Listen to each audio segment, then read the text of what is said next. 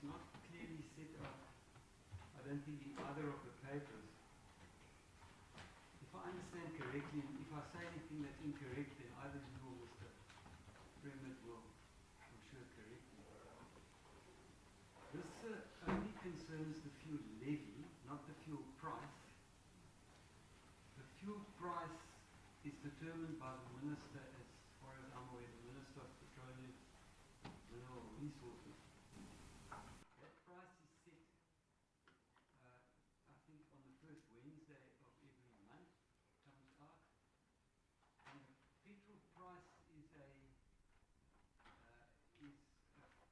factor which is determined by both international issues and domestic issues. The international issues relate to geopolitical factors. The price that South Africans pay for the crude oil that we import, and other factors that may affect that price. And then you have domestic factors which impact upon that, and those include things like storage fees, transportation fees, the margin that the retailers make when they sell the petrol, and then, coming to this case, the fuel levy and the road accident fund levy. And this case is concerned essentially about the fuel levy. So it's one of those components, one of those domestic components. It doesn't, you haven't launched any attack on the road accident fund levy.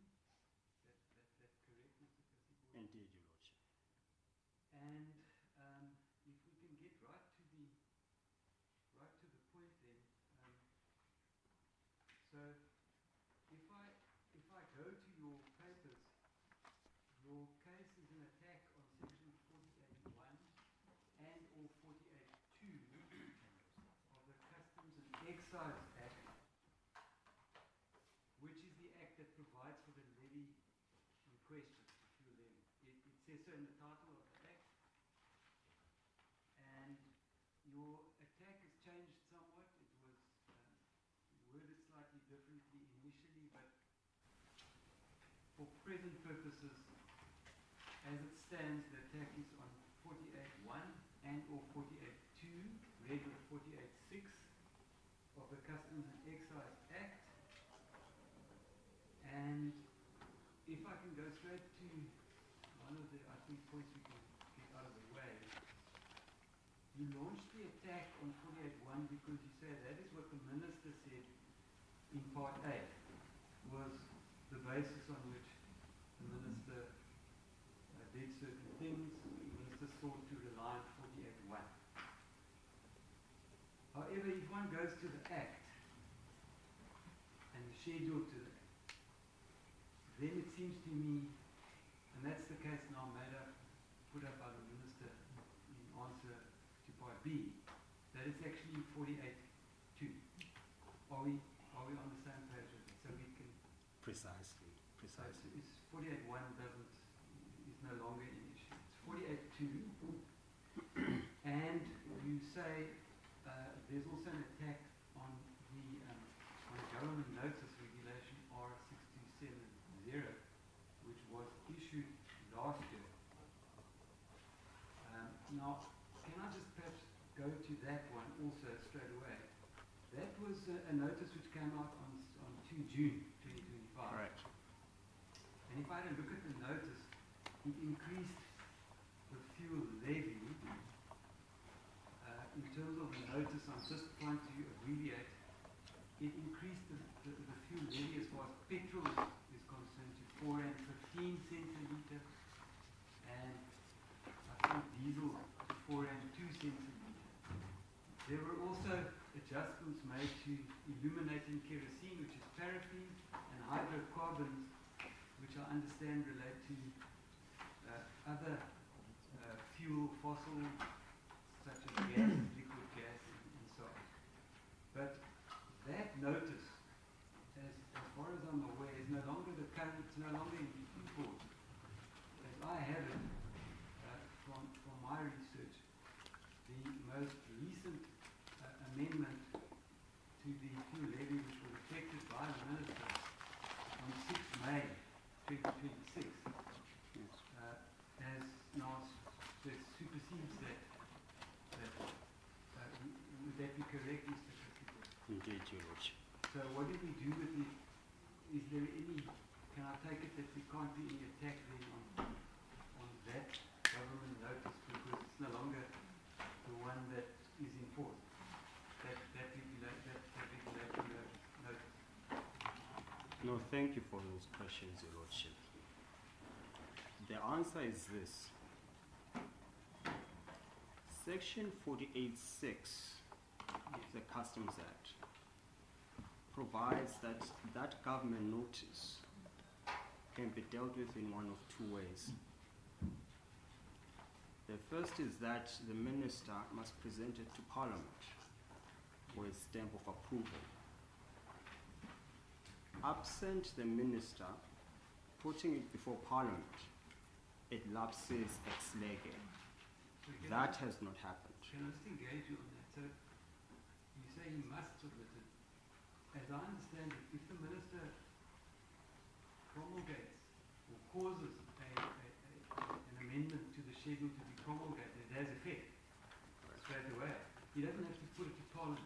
It has effect from the time of promulgation.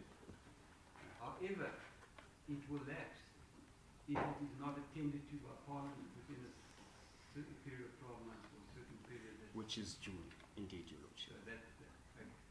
Indeed. So the minister can promulgate these adjustments, and they can lapse if he promulgates another one. He doesn't need to go to Parliament. Yes. And I accept that, Your Lordship. Okay. That's precisely it. I accept that. All right. And then the challenge by the EFF is that that is unconstitutional. That very system is unconstitutional. That power. That power. Yeah. To the extent there is no control of that power. I'll make reference to 48(2), which is the empowering provision, which is a provision, we argue, that does not have the necessary safeguards. And that is problematic from a constitutional point of view, as this full bench this year found in relation to the VAT Act, and I'll make reference to it and draw comparators. And we say for that very reason, this court found as it did in the VAT Act, you must find in this matter. So I have no difficulties with the promulgation of the new notice. I have no difficulties with that. Our fight is far broader than that. We say, to the extent the minister can do exactly that, impose tax and bypass legislative oversight, and then just allow it to lapse and then do the same thing over and over again. That is taxation without representation, which our courts, particularly the Constitutional Court, has found to be unconstitutional. So that very system is the attack we mount against the minister's decision. And it goes a bit broader or a bit further than that. We also impugn it on the principle of legality. The decision itself is challenged on the principle of legality. So we mount our challenge on two fronts. There I'm a little bit lost. Perhaps you can assist me. So you say the decision is challenged on the grounds of legality. Now, there is no specific challenge in this matter to the determination that was made by the minister last year, no longer. Firstly, because it's been superseded by the latest promulgation. You just told me a few minutes ago that that's not the subject of any attack. So there is no, to cut to the chase, there is no review in this case. In this, as I read your paper, this is not a case about the review of the minister's exercise of power on 6 May last year, or this year, either. There's no case made out for that. Is that correct? This year's one, absolutely. Sorry? No, this year's government notice, absolutely. We don't mount a challenge to it. No, I absolutely accept that. But the previous challenge is then moot because it's been superseded by the new promulgated we don't have details as to what factors the minister took into account or didn't take into account. In fact, the curious thing of all is that the price has now been reduced. So not the price, the levy's been reduced. So perhaps that's why there's no challenge. It's because now, if I read the notice correctly, the 6th May 2026 adjustment, now the petrol levy is R1.29 a litre. The diesel, if I correctly read it, is 23 cents a litre. I hope I'm reading correctly. And some of the tariff items in the notice actually say it's free. There's no levy. I don't quite follow which tariff items those relate to because it's not clear from the notice. But anyway, the bottom line is the prices, the levy has come down. Yes, it's less. But there's no challenge to the current determination. So the question I have is, I don't see this as a review of anything because the papers aren't couched as a review of a decision that was taken by the minister last year. And if they are, as I see it, it's moot. It's moved on. We've got a new determination. We're not challenging that determination. The old determination no longer applies. So if it is a review, it's a review of an act that's long gone and has no legal effect. It has been replaced. Yes. If I can answer that challenge in this way, the baseline for this decision that's been made now is a decision of 2025. It's a decrease on the basis of a decision made last year. So of course then I would submit that decision is of relevance because the baseline. Because it influences the current one. Absolutely. The very notion that it's decreased from must be by logic. Suppose there's something that you must consider prior to. So to that extent, of course then, last year's decision remains relevant. So the logical conclusion is that even the others are still relevant. I'll submit your leadership with respect.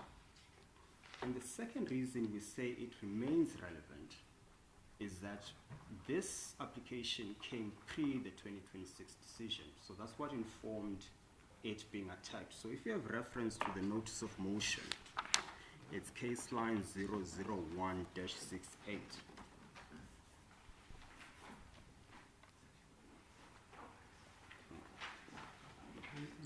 Is that the further amended notice of motion or the original one? It's the amended notice of motion, Part B, your lordship. The one of 14 March.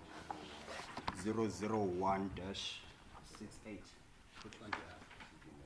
So there was one of last year, August, and then there's a further amended one of of 14 March.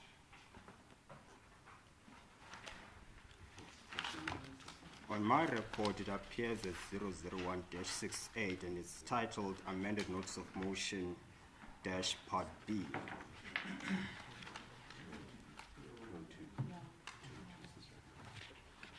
001-202, I'm being told. The March 2026 one, if it's helpful to the court, is the one 001-201. That's where it starts. The 001-68 is the prior one, which has now been overtaken by this latest one in March 2026. I apologize to interrupt whilst my learned friend is on his feet. I just thought it might be helpful. Thank you. Page 146 of the record. I have it, your lordship, but I want to take you to 147. Yes. Yes, so it's dated 14 March 2026. Yeah. Indeed, your lordship. Okay. And the crucial point is this. So that review application was brought in terms of that amended notice. It is that decision that has not lapsed in terms of 48.6. So in other words, only in June, as a matter of law, does a decision in the budget speech lapse. It's only in June. It could well be, if I could repeat the argument, your lordship. I'm saying in terms of 48.6, the minister had an election to either present his decision to increase the fuel levy last year to Parliament. 48.6 provides that that decision will automatically lapse if he has not done so by June this year. We then say for that reason, and because it's an attack on 48.6, that decision remains relevant. Because in terms of 48.6, it has not lapsed. It could well be that there was an adjustment, but it's merely an adjustment, not a substitution, is the submission I'm making.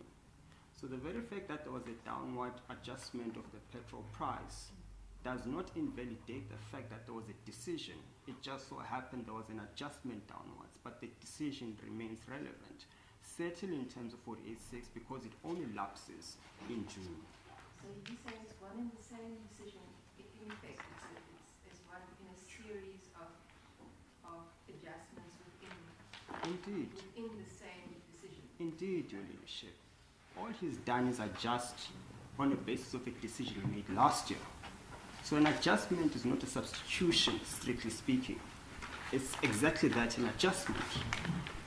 Did? I don't follow the argument, because if the old one is still in effect until June, how can there be a promulgation on 6 May this year of a new one, which levy? And it's not the perpetual price, it's the fuel levy. Okay? Indeed. That's why I started off with making sure that we, as a bench, understood. This is about the fuel levy, not the petrol price. Okay, so now don't follow the argument. I mean, it can't be so that the previous determination that was made last year has binding effect until June, 12 months in other words this year, because then it means that the minister cannot promulgate any adjustment for a year, otherwise it wouldn't make sense. It can't adjust it within the year. Your Lordship, the submission is simply that, and I'm not insisting on the argument, I'm just presenting the argument as the EFF sees it. There was a decision made by the minister last year to increase the fuel levy. He promulgates a notice. It says up until June, if you have not presented it to Parliament, it will lapse. Or, unless before then, you as the minister pass another amendment before the year, then it must be so. Well, Your Lordship, with respect, what you're proposing is not borne out in 486. 486 does not say that. It does not say if you promulgate another notice before June, then it substitutes the other. It could well be, and if Your Lordship finds that that's the implication, it must mean that, then I have no difficulties. But what I'm simply saying, the suggestion that if you make a decision to increase the fuel levy and you so happen to adjust it for whatever reason, then it's just an adjustment, not a substitution of the older decision. And with respect to Your Lordship, I can appreciate the suggestion by Your Lordship, and I have no difficulties with the court coming to that conclusion, that it must mean that when you file another promulgation or you promulgate another notice, then it substitutes the other. I have no difficulties with that, and I can see how that interpretation could be valid as a matter of law. But all I'm simply submitting is that our view is that the minister has not done away with that government notice, because it can only, at least as far as the construction of 48 is concerned, it does not suggest that if there's a subsequent notice, the other one falls away. It falls away on 2 instances. 1, Parliament votes against it, or 2, in terms of 486, in June it lapses automatically. There's no other provision borne out in the Act that suggests there's any other way of doing away with that notice. And I think while I'm at that point, that's exactly the mischief we're concerned about. That if the minister makes this decision, an application is brought to challenge it, all he can do is just put in another notice and blunt our application. That's the consequence of that interpretation. So what that means, Your Lordship, and I'm not suggesting the minister did this deliberately, it could well be inadvertently so, but the consequence of Your Lordship's logic is this. The minister can promulgate a notice increasing a fuel levy. An application is brought by the EFF to challenge it, and he accepts the challenges that are brought by the EFF, then simply just promulgates the next day a new notice. Then it blunts and renders our application moot. And so on, you can keep doing. That's the natural consequence of that. And we're saying that mischief must be guided against, is our submission. So it's not just a simple issue of suggesting he has amended. He has simply amended rather than done away with the old notice. We're saying the court must be aware to the mischief we're concerned about. Because if then our application is moot now, then for all intents and purposes, the minister can do the same thing the next year and the year after. I'm not so sure that's correct. Let me tell you why I think that there are some difficulties with that. Section 48.2 says the minister may amend certain parts of Schedule 1 whenever he deems it expedient in the public interest. So the minister can't be mischievous and say, okay, I'm going to play chess with EFF now. They brought the application to set aside my adjustment. I'm going to wait till they issue their papers, and then the next day I'm going to promulgate another adjustment to defeat them, and I'll keep doing this. And they never get into court to have their case heard. It's got to be and can only be done in the interest of the public. The minister doesn't have unfettered power. He can only adjust fuel levy if the public interest is justified. Absolutely, Your Lordship. So two answers to that, and thank you for the question, Your Lordship. The first is, what is public interest? Conceptually, any exercise by the minister is in the public interest. No, there's case law on that. Absolutely. There are cases that deal with what public interest means. No, absolutely, Your Lordship. But that requires judicial interpretation. So you can undertake that exercise, and someone has to run to court, wait for whatever period for it to be declared unlawful. And then it comes back with a different decision that purports to be in the public interest. But the simple point is this, and I don't mean to impugn the minister, I'm just going to be very guarded in how I present this. The minister in his own words says, I increased the fuel levy because I was politically defeated with the VAT increase. He says that, right? So I don't think, with respect, we can take it at face value that the minister will always act in proper purpose of exercise of public power. He says, I wanted to increase VAT, right, last year. He says, I did not get the numbers to support that proposal in Parliament. For that reason, I decided to increase the fuel levy. Well, I think your colleague says in the minister's papers that isn't quite what the minister was saying. The minister was saying, yes, there was a hole, there was a shortfall in the budget. And obviously they must look to other revenue sources to see whether they can't plug some of that deficit.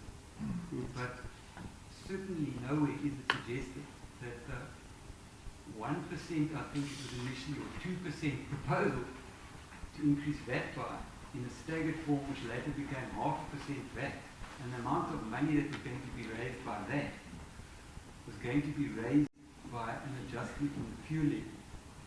Absolutely not. If you look at the numbers, there's no way the fuel levy would make up anything like that, for one thing. And the minister in the minister's answering affidavit says no, it was simply a budgetary exercise. Yes, we did look at the fuel levy because it's a tax, it's an increase, it's a revenue source. We looked at that to see whether we couldn't draw on that to in some way plug the hole. Yes. That's what the minister said. So what's wrong with that? No, absolutely, Your Lordship. And the court will come to a determination. All I can do is present argument. Yeah. And I'm suggesting the very notion that his starting point was never the fuel, he's simply plugging the gap. And that's what we say. If the court finds that is not improper, I have no difficulty with that because I certainly can see the logic that Your Lordship is suggesting. All we're simply saying, he wanted to increase VAT because you assume bona fides, he thought that's the right platform and the right route to follow in raising revenue. Never the fuel, which is why the fuel was never raised. We then suggest that he increases the fuel for political purposes, not political purposes, but for ulterior purposes. He does not think the proper place to tax the citizens is the fuel, which is why he doesn't go there. Well, so why wasn't there a review then brought of the minister's decision on the grounds that it wasn't in the public interest? That's surely the answer. Section 48.2 says, the minister may do so whenever he deems it expedient in the public interest, and you can go and have a fight about that in a review and say, that doesn't mean you can use this for the wrong purpose just to plug a hole somewhere else. It's not in the public interest. You can have all of those arguments in that kind of review, but that isn't the case that's been brought. So, Your Lordship, if I could answer that, that's exactly the case that's been brought by the EFF. If I can make reference to it, Your Lordship. All right, I think, can I, just for the sake of order, we sort of digress and it might be my fault. Can I just get back to the structure Yes, that I Your was Lordship. trying to see if we couldn't get some agreement on? 48.1 is no longer an issue. My next question was, R6270, can we rule that one out? And I think you've made your case there. You say, no, you can't, because the current adjustment was piggybacked on the previous adjustment. That was the baseline. So in that sense, it's relevant. Yes, Your Lordship. Okay. Other than that, can we move on as far as R6270 is concerned? Yes, Your Lordship. If I may, Your Lordship, Yes. just one sentence on this particular point. Sure. That case is made by the EFF. We do challenge it, and the case line reference is 001-101. Sorry, what do you challenge? The public interest point is raised there. Wait, could you just give us that reference again? It's 001-101.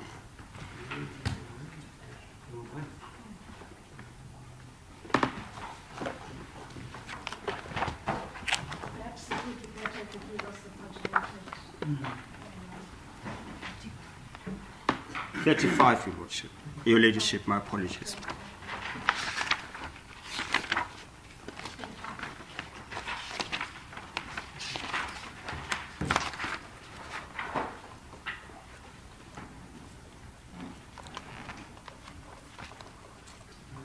What is that document, or is that your finding affidavit? Indeed, Your Lordship.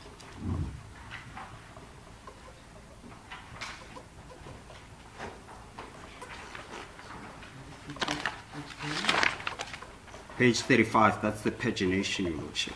You say, which paragraph? So what you will see there are separate paragraphs. Paragraph A is a reversible nature of the fuel taxation, and it B, ongoing harm to vulnerable citizens. So that's a public interest point, Your Lordship.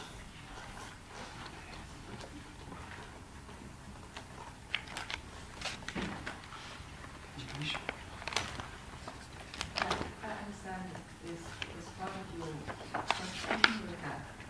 Indeed, Your Lordship. Your Ladyship. Necessarily part of the rule. Would you see it as applicable across the board in relation to both the constitution and the Absolutely, legislative Your Ladyship. act? Absolutely, Your Ladyship. That's the submission. Mr. Kasabot, I hear what you're saying, but if it's a review, then I would have expected to find a friend and notice of motion saying, reviewing, correcting, and setting aside the decision of the minister to promulgate this notice on such and such a day. It's not. You want a declaratory order that says that that promulgation was constitutionally invalid. As my little sister asked you, it's a constitutional challenge, not a review. You're not asking to set aside the minister's decision to promulgate R6270.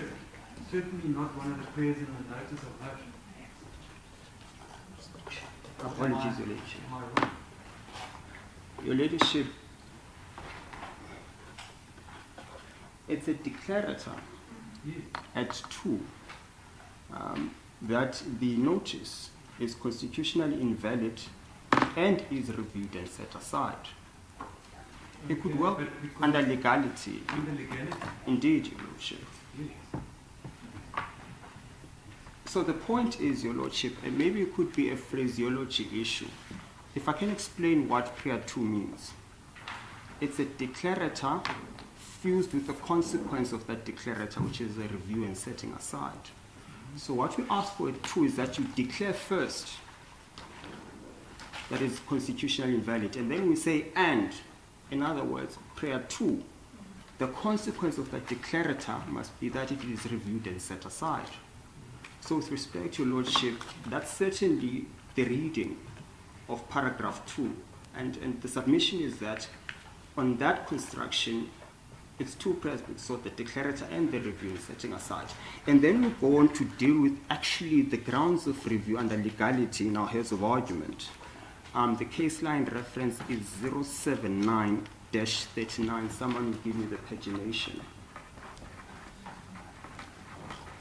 From paragraph 61 of our heads of argument, and we raise 6 grounds for the legality review.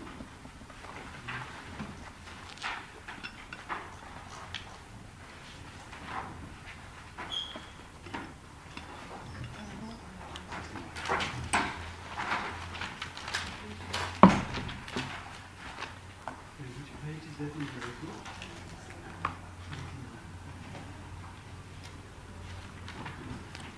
079-39. Angelique is going to confirm for me the pagination. It's not there. Okay. There's no pagination first of all in the first. Mr. Kisiboto, sorry, I'm a bit like a dog that's got a bone. It won't let go. Paragraph 2 of your amended notice of motion. Declaring that government notice R62 is constitutionally invalid and is reviewed in that it was issued in purported exercise of a power that is constitutionally invalid. That's the text, not a review on the ground of irrationality, failure on a legality requirement. In other words, one of the requirements of 48.2 were not met. Public interest requirement, for example, wasn't met. That's not the challenge. The challenge is that we want it to be set aside because the notice was issued as an exercise of a power that was invalid in terms of 48.2. That goes back to your 48.2 challenge. So that's why I say I have great difficulty reading your papers as a classic or standard common or garden review case. I don't see it as a review case. It's a declarative and a challenge to 48.2 on the grounds of constitutional invalidity. So, Your Lordship, that's one interpretation to it. As the EFF sees it, if on a principle of legality, you must exercise your powers constitutionally, we are then suggesting, to the extent the minister makes an irrational decision, not only is that illegal under the principle of legality, it's unconstitutional. But how can it be illegal if he was empowered by the legislation? Well, it's illegal in a sense that, one, he's not even empowered to make that decision. If I could just take a step back, Your Lordship, and what informed the crafting of the notice as it is. Yes, it all goes back to the, sorry to interrupt, but it all goes back to the power argument, not rationality. You slipped in rationality now, but nowhere in the papers did you say, as I recall, that the minister's decision was irrational because it wasn't in the public interest. All of these people that had to travel up and down, transport, the costs, that wasn't the argument, as I recall, that's made out in the papers. It's not a rationality argument. My submission is this in that respect, Your Lordship, and I've made reference to how it affects the public negatively. That's in the pleadings. I then take you to the heads of argument where we then present legal argument on that submission. So what we are saying is you must interpret clause 2 or prayer 2 in the context of the pleadings. And in the context of the pleadings, we raise public interest. We then say in the heads of argument, here are the rationality, or rather here are the review grounds we are relying upon. So if you view it in that context, then you are able to decipher what we mean in prayer 2. Because why else are we in our heads of argument dealing with the grounds of review under legality if that was not the intention under the, prayer 2? So we're suggesting, Your Lordship, I can appreciate the difficulty in reading 2 and coming to the conclusion you are. We say, but you must apply a purposive reading and a contextual reading of prayer 2. And if you view it in the context of in our pleadings we raise the public interest, and we deal with the grounds of review in our heads of argument, it then must be that the EFF attacks the minister's decision under the principle of illegality. And I will take responsibility for perhaps not the best of craftings under Prayer 2, but I'm suggesting if you view it in that context, you can appreciate what the intention of Prayer 2 was. So I misunderstood the applicant's case because I understood it to mean the high water mark was the attack on Section 48. That's the second part to the attack, my lady. So it's on two fronts we attack the minister. The one front is the illegality review that I've just argued for now. The second is to say, in any event, the provision itself is unconstitutional. So you can find for the EFF in one of the two, and we suggest you should find in favor of the EFF in respect of both. But our attack is not solely the constitutional attack. As I've just tried to explain now, it is equally an illegality attack, Your Lordship. Doesn't the illegality attack, that really flows from your attack on the legislation? Because you say that to the extent that it empowers the minister to conduct himself in the way that he's done, Absolutely. that goes against the prohibition against the delegation of taxation power. Absolutely, my lady. Absolutely, my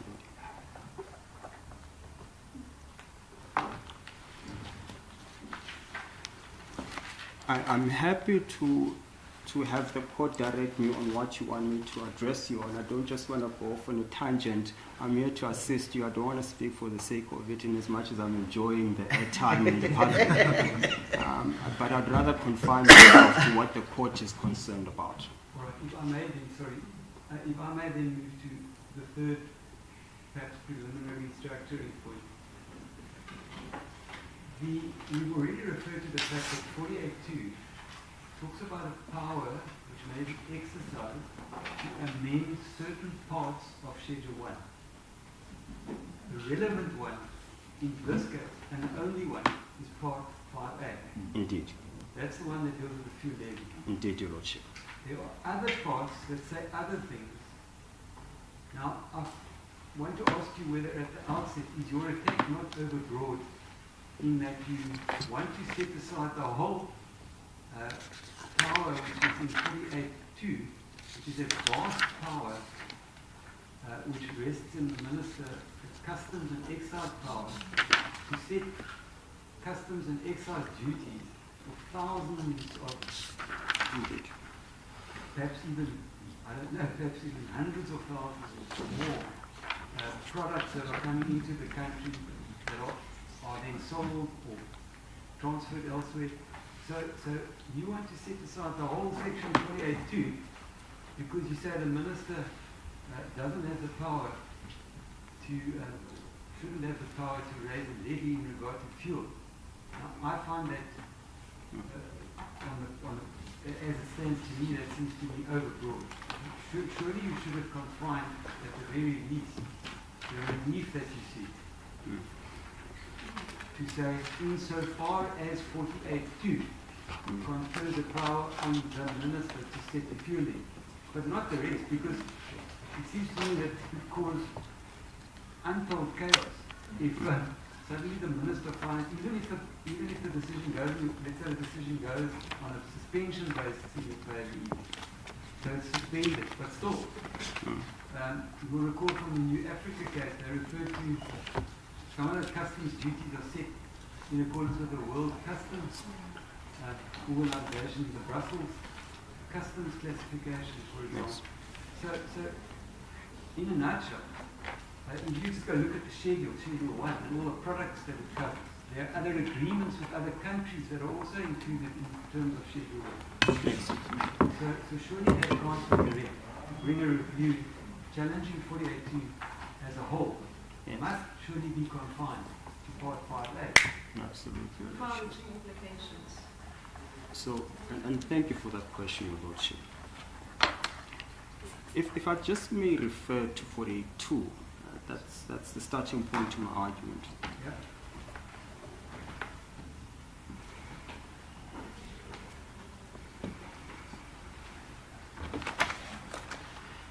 Section 48.2 reads, the minister may, and I want your lordship and my ladyships to have regard to the breadth of this power. I want you to consider it in the context of the breadth of the power and how it's uncurtailed, say, for public interest. And I'll make a submission why that's unconstitutional. And as a matter of fact, this very bench, this very year, dealt with this very issue in the vet judgment, which I'll deal with shortly. It says, the minister may from time to time, by like notice, amend or withdraw, or if so withdrawn, insert part 2, part 3, part 4 of relevance, part A, part 5A rather, part 5B of part 7 of schedule number 1. Whenever he deems it expedient in the interest to do so, that's the only curtailment. Provided that the minister may, whenever he deems it expedient in the public interest to do so, reduce any duty specified in the said parts with retrospective effect from such date and to such extent as may be determined by him. I want it in the heads. The point, and my junior is going to find the heads. The argument is this, and this is what has been found in Muhlaba, in Shuttleworth, and by this very full bench in the vet judgment. To the extent there aren't enough safeguards to curtail that power by the minister, then the provision must be unconstitutional. So the reason there's an attack on 48.2 and not just 5A is because 48.2 deals with far broader issues than just a 5A issue. It just simply can't be, as a matter of law and logic, that the very same provision 48.2 is constitutional when it deals with one part in one schedule, but suddenly unconstitutional when it deals with the other. That's the basis upon which you frame 48.2. But our curtailment and our safeguard to the concern your lordship is raising is informed, and it is based on the idea that you cannot tax without representation. And in due course, I'll go to the submissions and the case law in that respect. The bottom line is this: 48.2 allows the minister to tax without representation. So taxation without representation is not just a buzz phrase, it's a principle and a policy. Can I engage you, seeing as you've gone right to the heart of it Indeed, Your Lordship. so soon? Can I ask you this? In New Africa, do you agree New Africa dealt with the very same act? It dealt with the customs and excise tax. And that was the case where diplomats could buy alcohol without paying duty, and they then decided this would allow for profitable business because they could then sell. So they then sold, and I was staggered to see that something like 100 million rand was lost per year to the fiscus.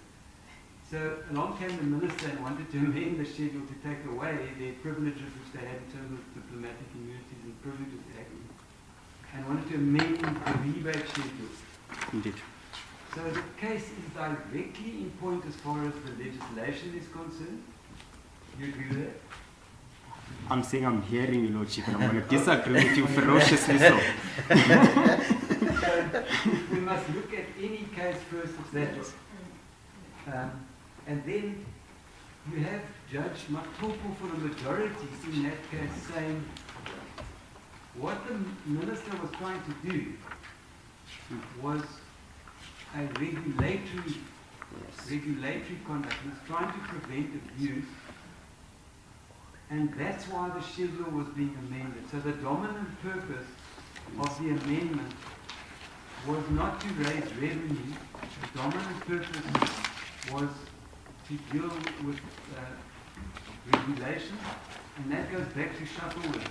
Yes. The distinction being, is it a charge or fee that's raised for revenue purposes, then it's a tax, if it's to regulate some behavior or not, otherwise then it's not a tax. So in Shuttleworth, Mr. Shuttleworth wanted to take 2.9 billion rand after his wonderful invention, to take it off to the Isle of Man, Yes. and there was an exit charge of 10%. He said that was a tax. And the High Court found it was a tax. The Supreme Court said no. Sorry, the High Court found it wasn't a tax. The Court of Appeals, the Supreme Court of Appeals said it was, and then the Crown Court said no, it's not. It was a charge or fee, part of a regime to avoid capital flights. That's there to prevent people from taking large sums of money out of the country. It wasn't there to raise revenue. Primarily, the dominant purpose was to regulate conduct. So, to go straight to the point then, Judge Matoko for the majority held in New Africa that the minister's amendment of schedules in terms of Section 48 constitutes an exercise of regulatory power, not tax-raising power. Yes. I'm happy you took me there, Your Lordship. Okay. And this is precisely why we're saying the Part A court with respect got it wrong. The Part A court in this court? Indeed. You mean wrong in saying that it was 48.2 that's at play and not 48.1? Well, there's that aspect, Your Lordship, and I'm going to address you on it. But the point I was making is they were wrong in relying on New Africa to conclude as they did. Two reasons they're wrong. One, with respect, they were not called to deal with the question of the merits. That's the Part B issue, and they've determined what is properly before this court. That's just a separate issue. The second is exactly that distinction. New Africa says, sorry, Your Lordship, I got the sense you wanted to engage me. I just wanted to say, I think, sorry if I may, let's leave Part A because there might be I think there's some request that we should reconsider the costs that were made in regard to Part A. Doesn't this relate to that? Let's leave whatever was said in Part A. We're not bound by what was said in Part A. The judges in Part A found that the EFF had made no case out to show that they had good prospects of review because they just said we're going to take the matter on review, but they never set out their ground. So I don't know that it helps to go and delve into what was said in Part A. Can we go straight to New Africa and say and ask you why doesn't New Africa apply? Indeed, both the majority and the minority. I'll ask you about the minority later, but Indeed, Your Lordship. It was a, by the way, point, and I retract the statement. New Africa is exactly what Your Lordship suggested says. If you are regulating conduct, of course as a minister, you are allowed to make those decisions. And it deals with Your Lordship's concern as to, can we just impugn 48.2 in general? No, we're not. We're saying to the extent it empowers him to raise revenue through tax is the problem. So New Africa dealt with exactly what Your Lordship is suggesting. It is regulating by passing our customs laws and the benefits you get by exporting alcohol. So the mischief there is to undo or to prevent the abuse that was determined in New Africa, which is this exploitation. You are regulating conduct there. So the basis of the charge is not to raise revenue. You're not taxing. You are penalizing, or rather you are regulating conduct.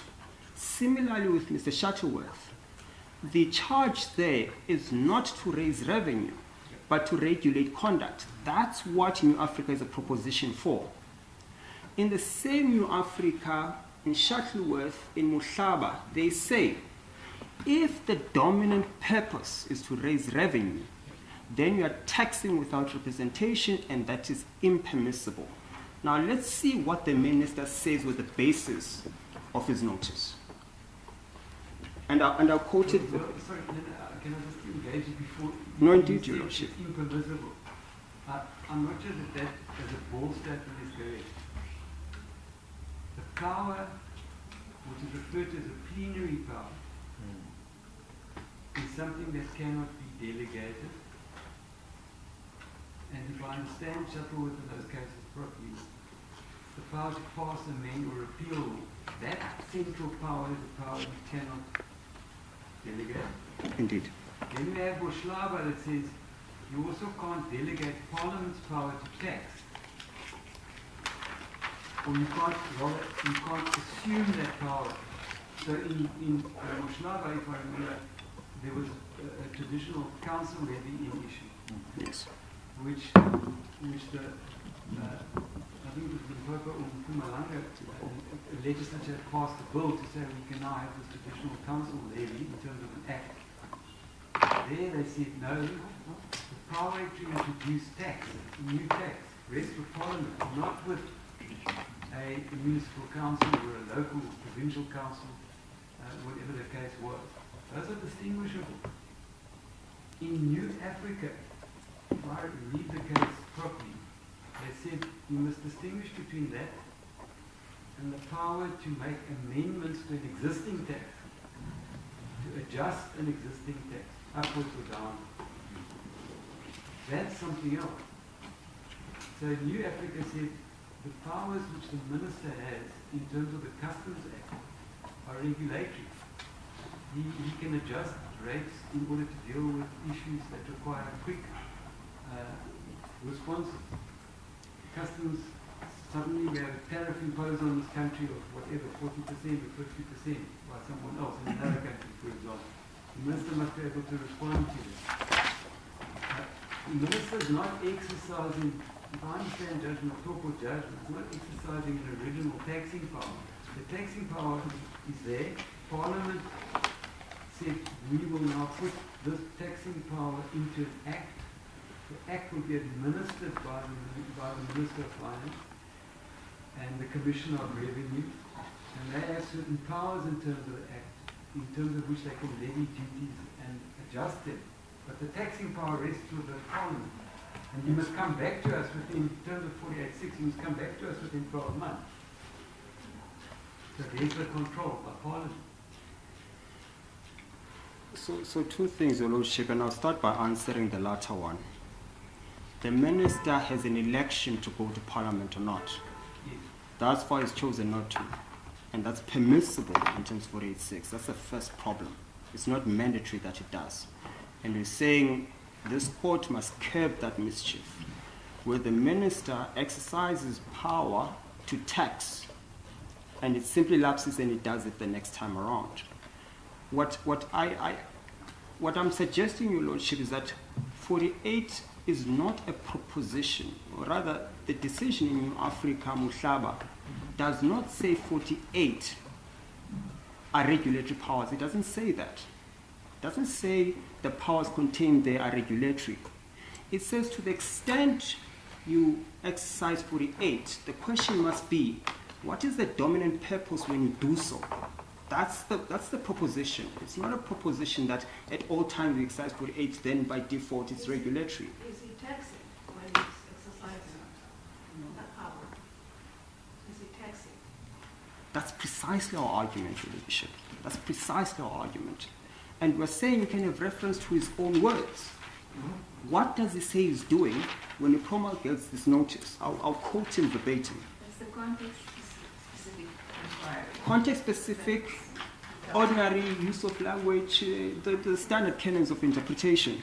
Well, can you make it maybe a bit shorter by saying, well, these are customs and excise duties. There's no, I don't think anybody's going to try and suggest that the purpose of this isn't to raise revenue. You can go and look, none of you have referred to it, but there's a SARS guide, for example, on the SARS website, which deals with this and says, this is an, as SARS sees it's an excise tax, and it is clearly aimed at raising revenue. It's one of the taxes, such as the same as taxes on alcohol and tobacco, high volume consumables, which can generate revenue. And Judge Rogers, for the minority, points out that Gertner, the CC case, the Constitutional Court case of Gertner, says customs and excise duties are per se revenue, tax matters, tax revenue. So let's get straight to the point. So the levy here, the fuel levy, is a tax. That's what you say. It's a revenue generating. Yes. Your Lordship, the answer is this. When those courts say you must look at the context and the dominant purpose, it is either you want to raise tax or you are regulating. I can readily accept that when you are regulating and you impose these fines, of course, that's money in the fiscus. I have no difficulties with that logic. The point, though, is this. Why did you impose the levy? And those courts tell us, if the intention is to raise revenue, then you can't delegate that power to the executive. If you're doing to regulate conduct and behavior, and it just so happens that the money goes into the fiscus, then you can rely on 48. Well, sorry, I don't see that in New Africa. New Africa doesn't say it. The whole issue of what powers can be delegated is dealt with quite exhaustively by both the majority and the minority. Yes, I mean, for example, I would give the extract of the back judgment now, paragraph 8, where this court said, in New Africa, the Constitutional Court points out that New Africa uses cycles that determine whether the litigation, that's going back to the litigation issue, constitutes an affront to the Constitution. The inquiry should be context-specific, and consideration should be given to various factors: the scope of the litigation, the extent, the presence or absence of safeguards, the purpose of the litigation is one, the nature of the power of litigation. So it's a bit more nuanced than simply saying, well, the intention is to raise revenue and therefore it's a tax and therefore litigation is not. Indeed, Your Ladyship. If I could just make reference to Mohlaba, in the paragraph 17, you don't have to go there, my Lord and my Ladyships. 17, Para 17 of Mohlaba. Maybe if I could prefix my response with that quotation.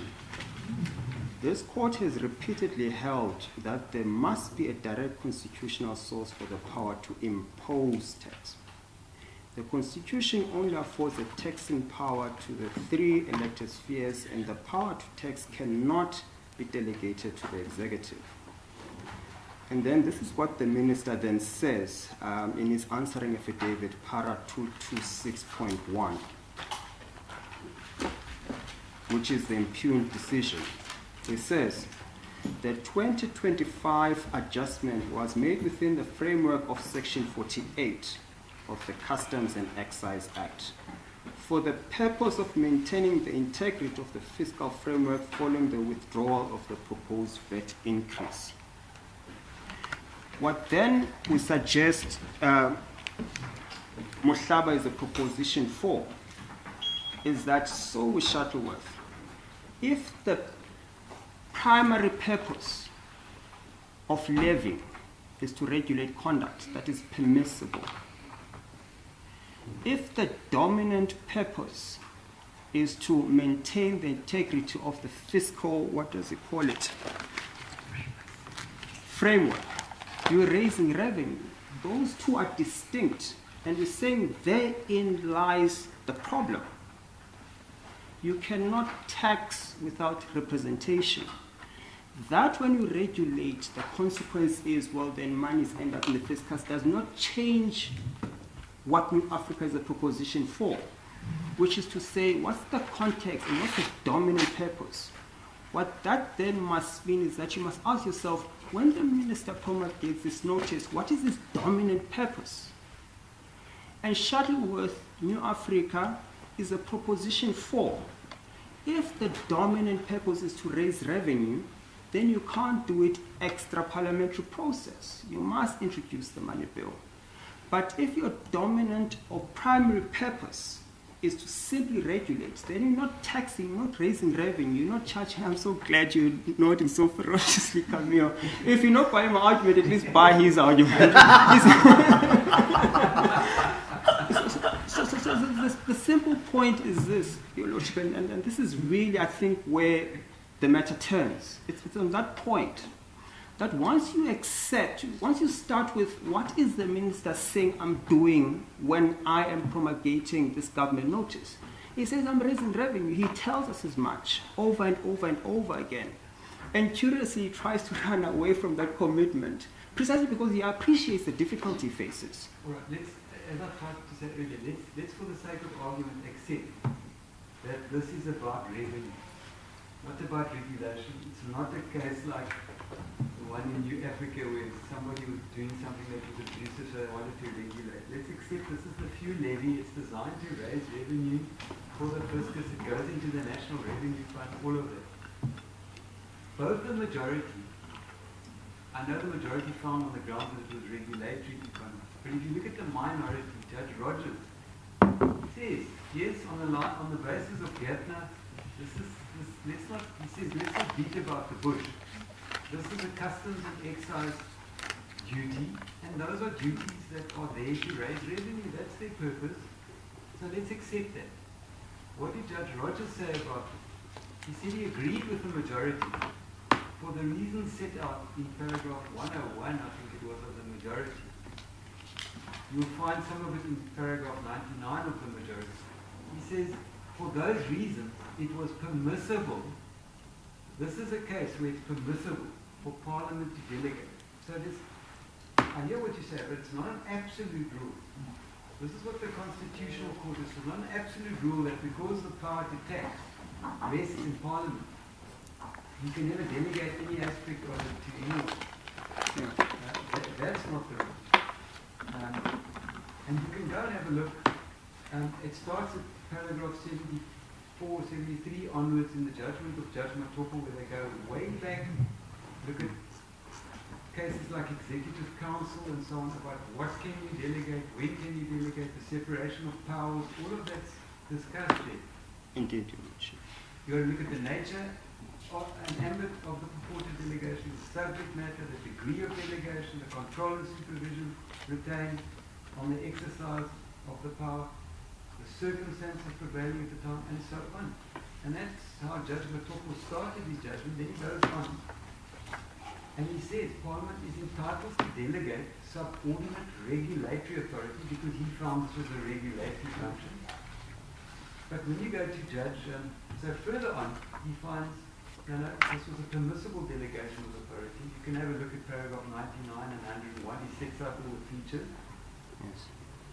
Judge Rogers, for the minority, says, no, this is not a regulatory function that was being exercised. The dominant purpose is to raise revenue.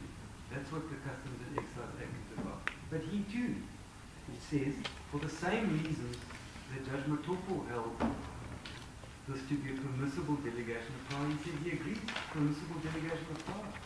Indeed, Your Lordship. Isn't that the answer to all of this? And that's precisely the point. You can delegate regulatory powers. And we have no difficulties with that, Your Lordship.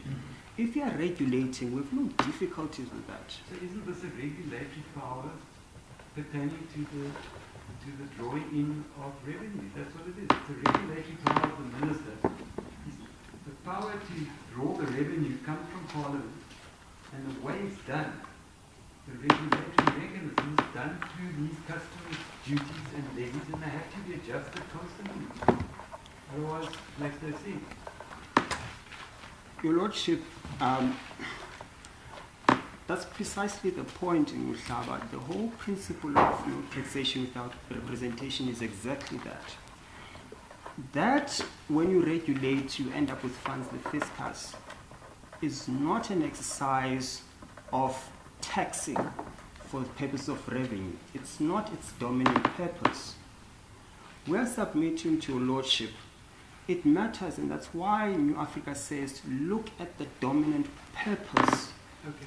And sorry. No, I agree. So let's say we agree with you. The dominant purpose of the fuel levy Yes. is a revenue to raise revenue. Let's agree with you on it. Yes.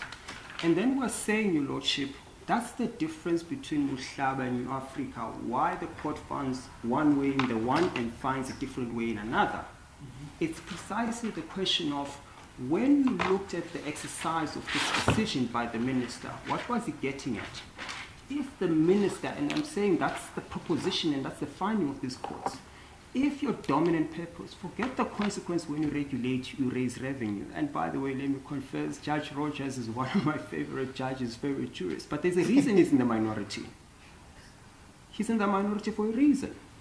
And the reason is this. I wouldn't want to go on record as having said that. But the point is precisely exactly that, which is the inability to draw a distinction between the cases. The one prevails, the other doesn't prevail, on a simple question of when you took that decision, what was your primary purpose? So it does not matter that, of course, all these monies end up in the fiscus. That's not what the debate is. The debate is when you take the decision, what is the dominant purpose? And it's curious that your lordship is taking me through all these factors, the exercise, the control that Parliament has, the breadth of the power. I'm suggesting that's another problem for 482. It's too far broad. There are no safety checks. The minister will have us believe that 486 is an effective check. We've just illustrated why it's not. Because you can just ignore going to Parliament. Well, And then effectively, because the Chief Court said 486 was quite an adequate check as far as amendments to the schedules in issue in that matter was concerned. provided it's regulatory, but it also covers taxing, which you suggest it shouldn't cover. So it's to that extent. So the debate at the Crown Court was slightly different. So we accept that 486 is competent insofar as when you deal with regulation. We take no qualms with that. What we are saying is to the extent as the minister purports to have done, when you raise revenue, you can still have comfort in 486. We're saying to the extent there is no curtailment. So to the extent you're raising revenue, and 486 permits you to do so, that's unconstitutional. So of course we're not suggesting that you should reverse the decision of the Crown Court. We're saying look at that finding in context. It's in the context of when you're regulating 486 is constitutionally valid. It meets constitutional master. We accept that. But what we're saying is the problem with 482 is that there's no effective oversight. The minister can literally just refuse to go to Parliament to get consent from the representatives of the South African public and then just do it over and over again, as he has done. So we're saying to the extent there's no curtailment in that power, that's constitutionally invalid. And then, I've slightly gone away from the primary question that was being put to me.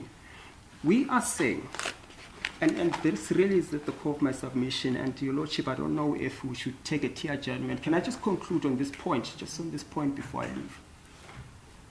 Thank you very much, Your Lordship and Your Ladyships.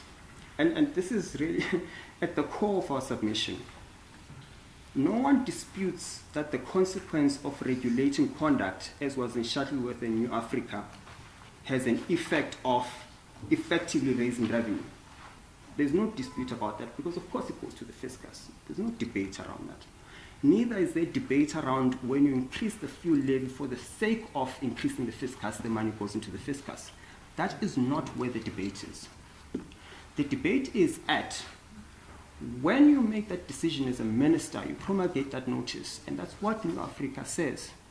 You must assess the dominant purpose of the decision maker. What is he trying to do?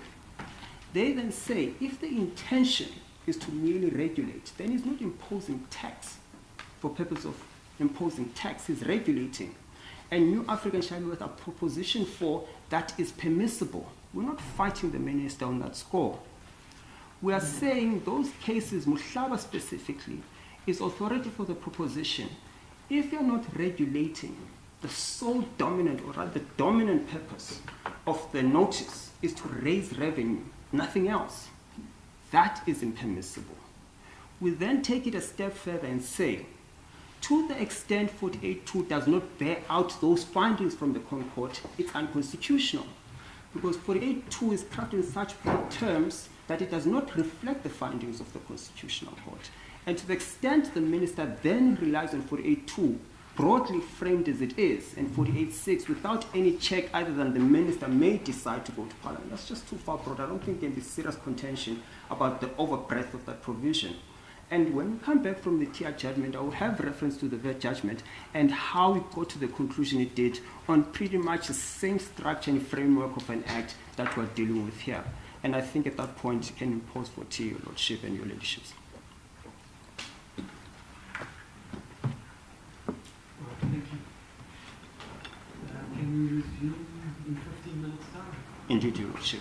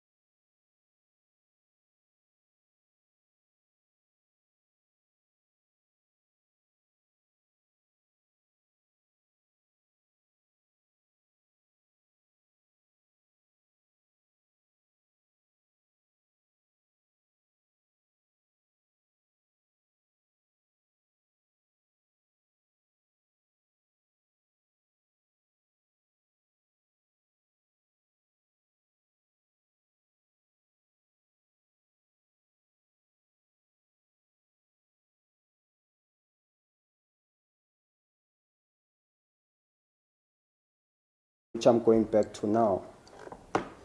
We suggest the classification of what a dominant purpose is decisive. As I've just suggested now, that matters. We then say it places the levy squarely within the dominant purpose definition of tax in South African Reserve Bank versus Shuttleworth, where it says at paragraph 48, so aside from mere labels, the seminal test is whether the primary or dominant purpose of a statute is to raise revenue or to regulate. Now, why does that matter? Why does it matter what the dominant purpose is? It matters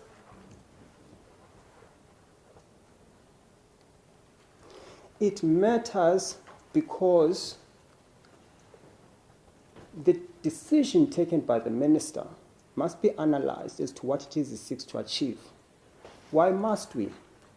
Because if he's merely regulating, then he's not raising revenue as a dominant purpose, in which case it is permissible under the construction of 48 to do so. That is why they're saying you must ask that question.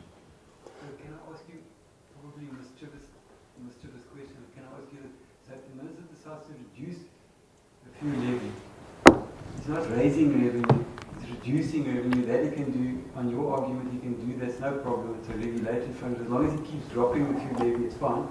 But if he raises the few levy, just go to Parliament. I mean, that doesn't sound correct. That's not my submission, Your Lordship. And if you have regard to the Constitution, Section 77, subparagraph 1, subparagraph C. The money bill. The money bills, yes. When you saw what Judge Rogers said about the money bill argument. Well, I mean, I accept that the provision itself is descriptive, but I want to develop that argument further. It says a money bill is a money bill if it, sub C, abolishes or reduces or grants exemptions from any national taxes, levies, duties, or surcharges. So it might well be that Parliament, which represents the people, does not want a levy to be reduced for fiscal purposes, whatever the case may be. So even that is impermissible. So even when he reduces, he must do so in terms of a money bill, because it is a money bill that has the power or the effect of doing that. With that? Engage you on that. Judge Rogers said no. What happens is that the minister has the power to reduce up or down. That stands, and then in terms of 48.6, if Parliament then decides to intervene, at that stage, Parliament wants to pass some law to deal with that. Then it must go via the money bill provision at that point, not before. The difficulty is this, Your Lordship. Parliament cannot introduce a money bill. Only the minister can. Yes, it's the minister. So the point is, 48.6 does not, and I don't know if that's Your Lordship's suggestion, that Parliament can take it upon itself to correct the minister. They don't have that power. The minister must present the money bill. So Parliament cannot control the minister outside of the minister presenting the bill as a proposal. Well, so that's not an argument that's made here as to the invalidity of. We don't have to deal with that. That's not. We don't have to deal with whether Section 77 is at odds with something else. It's not an argument made out. But I mean, I assume it's just the minister must present the bill, but the parliamentary committee, portfolio committee, can surely prepare a bill, give it to the minister and say, there it is, it's a money bill, you must present it to Parliament. Well, Your Lordship, it could well be my ignorance. As I understand it, a money bill can only come from the minister. There's no provision of Parliament sitting, preparing a bill and giving to the minister to only give it back to them. As far as I'm aware, it's only the minister who can introduce a money bill, and there's no process provided for in the Constitution that suggests that Parliament can take an initiative by preparing a bill to give the minister to give back to Parliament. And if I'm wrong on that score, then I'm wrong on that score. But as I read it, the Constitution provides, and that's what 48.6 itself provides, that to the extent the minister wants to present a money bill in Parliament, it's at his discretion. without any safeguards or curtailment of that power, he can just simply decide to sit and not do anything about it. And that's the mischief we're suggesting earlier on. So with respect, Your Lordship, I do not necessarily, I want to be careful. I do not understand the Constitution to provide for a safeguard where Parliament, if it's concerned about something, it can take an initiative to correct it to the extent it doesn't agree with the minister. That's the submission I'm simply trying to make. That there's no such a safeguard. The minister can just make the decision, stick with the decision, it lapses after a period of a calendar year, and then just make the decision again. And that's really the concern. That's not an interpretation of 48.6. Indeed, Your Lordship. Indeed. And I don't know if Your Lordship still wants to engage me on that point, or if I can continue with my submissions. Well, you had suggested to me, do I know what Judge Rogers says about 77 in this application? Yes, he says that Section 77, as in the case of 73, 74, 75, those are provisions that deal with specific types of legislation that affect the province, for example. If something that relates to a monetary issue, then there's specific ways that those pieces of legislation must be processed and come to Parliament. That's what the purpose of those sections are. And therefore, he says, you can't, there's no need to have to come running every time with a money bill as the Minister of Finance when you are amending customs duty. You can make your amendment, it's in force. If Parliament decides to intervene within a period of a year before it lapses, then at that stage, if there is to be a bill, legislation, then it must go via Section 77. Indeed, Your Lordship. That's what I understand. So is there anything wrong with that? I mean, that's surely binding on us. Doesn't that dispose of the argument? If I can then phrase it like this, Your Lordship, and to the extent I'm not answering your question, I'm happy to engage further. The Customs and Excise Act is precisely for that.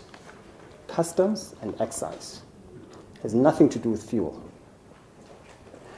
We are ready to accept it has nothing to do with fuel levies. Except it's there in the Act.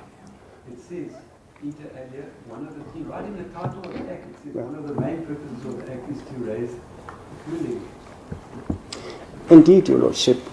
But for what purpose is the point I'm trying to simply make? I'm saying the fuel levy in this context is not provided for in the Customs and Excise Act.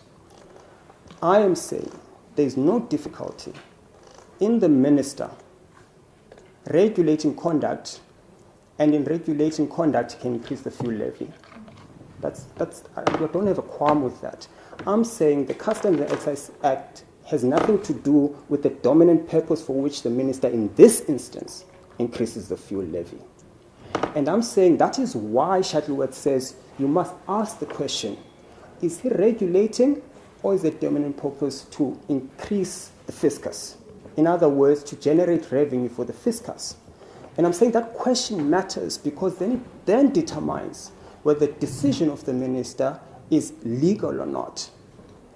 And I'm saying then you must have reference to what his own words are.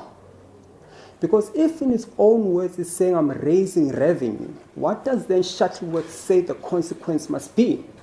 He is saying then you are taxing without representation, which is impermissible. And I'm saying that's the difference between New Africa and a different matter where the finding is different. It turns on that question.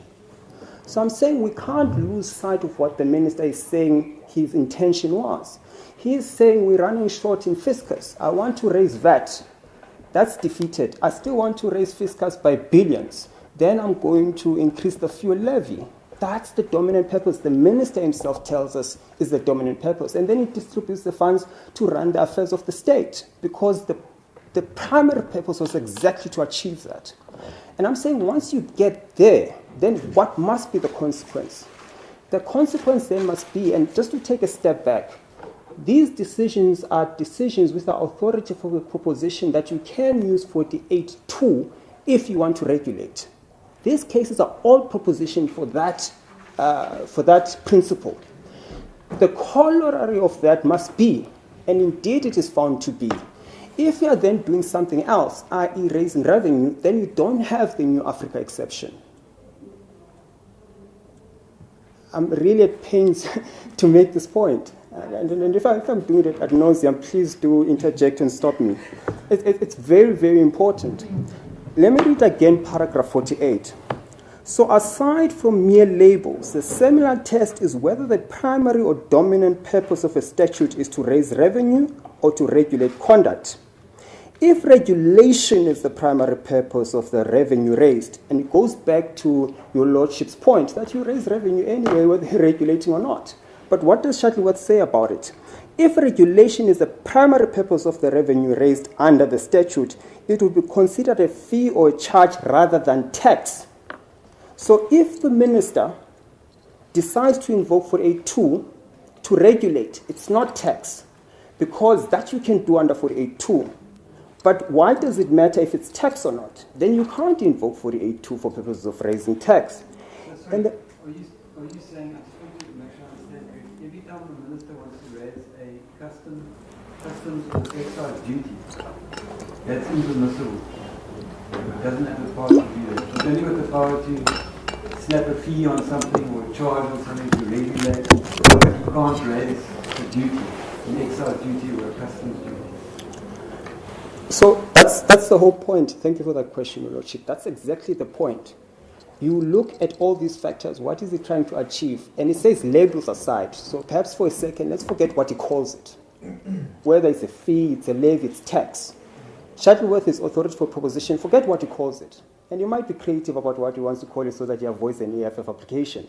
What you want to look at, what you want to actually look at is what is he trying to achieve? And then the answer is in Shuttleworth. The answer in Shuttleworth is, whatever you call it, if what you seek to do is to regulate, regardless of what you call it, then you can under 48.2. And then to answer your Lordship's question directly, of course then you can in that context. That's what Shuttleworth in New Africa says. So by no means are we saying the minister cannot penalize and raise fees to regulate. He can under 48.2 scheme. But Shuttleworth says the opposite is also true. If the dominant purpose is to raise revenue, then the charge would ordinarily be a tax. Now, what does that mean? New Africa says if that's the dominant purpose, then you are taxing without representation, and that is impermissible. And it's similar to, perhaps before I even get to the analogy with the VAT matter, let me just continue with this. And I don't think there is any dispute that the minister wanted to raise revenue. But to an extent, there's a suggestion that he is not. At paragraph 226.1, he tells us that's what he's trying to do. The budget speech itself tells us that's what he seeks to do. So I don't think there can be any serious contention that he's not doing that. Which is precisely why the minister does not take issue with our analogy and analysis of what a dominant purpose is and what its consequences. That's not their fight. Their fight is they're trying to distinguish the matter between, all they're saying is general levy instead of special one, what have you. Labeling doesn't matter. So let's not be bogged down on how it's phrased and what it's called, because that does not give you an indication of what the minister seeks to achieve. The simple question is, what is he trying to achieve? And the test must start and end at that very point. If I can then take your Lordship and your Ladyships to then paragraph 27 of our heads of argument.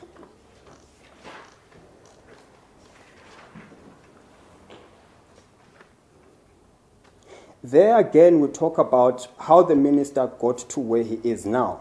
In other words, how he got to increase the fuel levy after the VAT issue fell by the wayside. And then what is crucial is Muhlaba yet again, where we deal with the issue of introducing new revenue versus withdrawal of relief. We've already made reference to the fact that once you effect a change in tax, our submission is not something you can do extra parliamentary process. And then we say the authorities, and I think this is a nub of where I want to get to, which is now paragraph 36 of the heads of argument, where the case law is set out on what the minister can and cannot do. We say in Federal at paragraph 45, the court held that the taxing power is bound to the representative legislative function. So once you accept that the minister is saying, I'm taxing, which you submit is what he's saying he's doing, then Federal is authority for the proposition that that is an exclusive domain of the legislature. We then say in Shuttleworth at paragraph 48, which gave an interpretation of Casino Association, which we also relied upon, the court restated the dominant purpose test for distinguishing a tax from a regulatory charge. Why does the distinction matter yet again? It is because the outcomes are not the same as to whether the minister acted lawfully, if he's regulating under 48.2 or if he's raising revenue for the sake of raising revenue. Why does that matter? Because you can do it under 48.2 if you're regulating, you can't do it for purposes of raising revenue, which the minister tells us is what he's doing. If I can then, as a last point on the score, make reference to the VAT judgment I've been hopping on for the longest of times, for what should be obvious reasons, really. The VAT Act, we suggest, has the exact same structure as the Impugned Act. Not quite, because the VAT Act provision, if I recall, dealt with the situation the minister must go to Parliament. Article 7.4 puts forward a proposal when announcing the budget. So there's a specific way that power is exercised. That differs from the way the power, the minister's power, is exercised here in this case. So already there's a distinction. Your Lordship, that's not how I understand it. Just by way of background, the EFF was involved in that VAT matter, at least in Part A. And this issue was of concern. And because, of course, the DA beat us to Part B, they argued the matter themselves. That's not a political statement. Under 7.4 of the Act, it says, if the minister makes an announcement in the national annual budget, same as our scenario, in Section 27.1 of the Public Finance Management Act, our scenario, that the VAT rate specified in this section is to be altered. That alteration will be effective from a date determined by the minister in that announcement. So there's no qualification, and as I understand it, that's precisely what the minister sought to do, which is what he's done now, where he's made a unilateral decision without the approval of Parliament. There was no pre-approval from Parliament. No, there's a clear difference. There's a national annual budget that only happens once a year. So it's a Indeed. power that the minister was given to exercise once a year.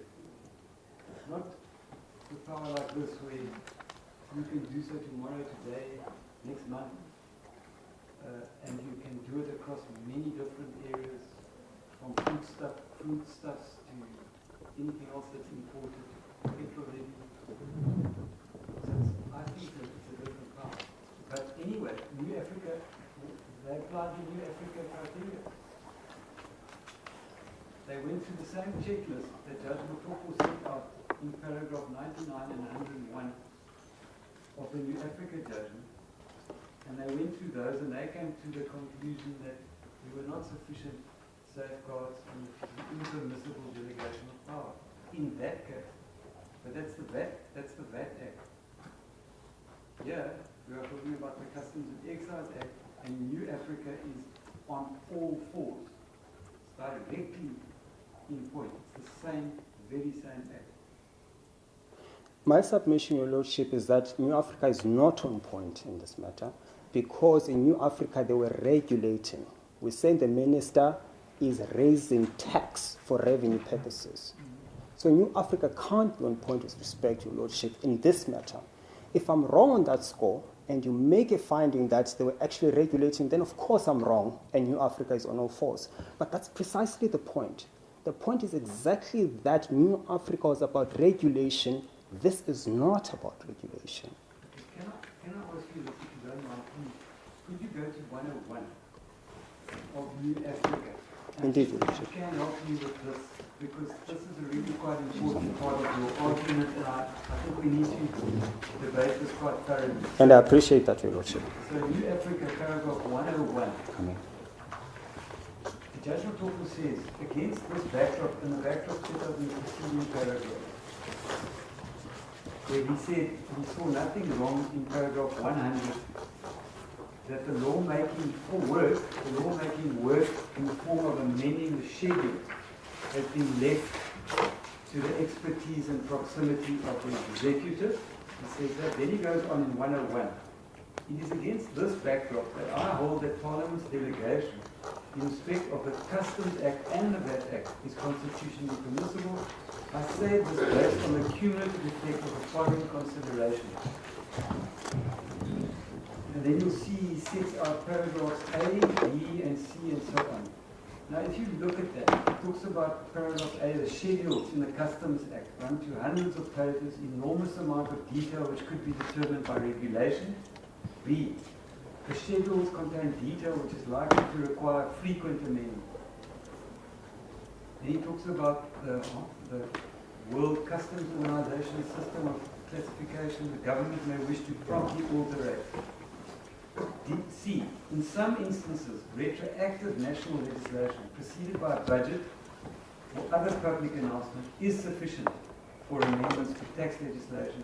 Rates of customs and excise duties and VAT, by the way, in his view, are different because the taxes are collected at the time of the relevant transactions. So it is not practicable to adjust them retroactively.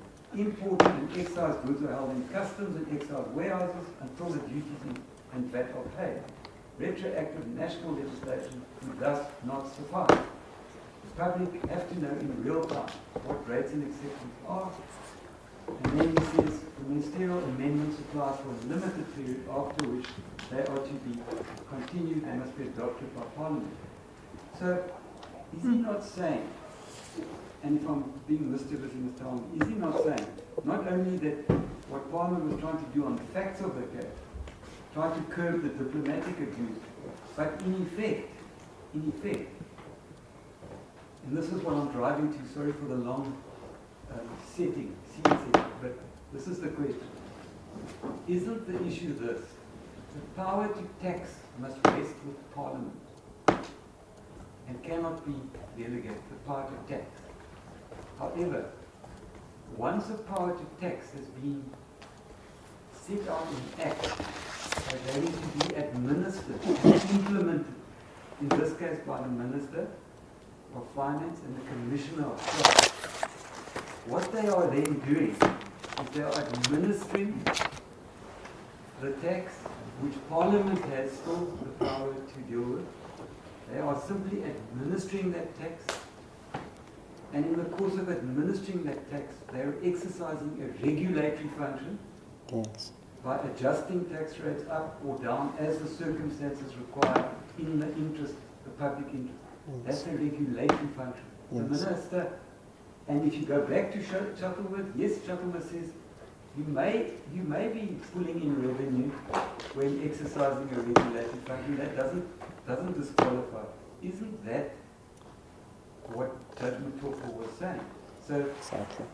Well, if that's the case, then your argument's got.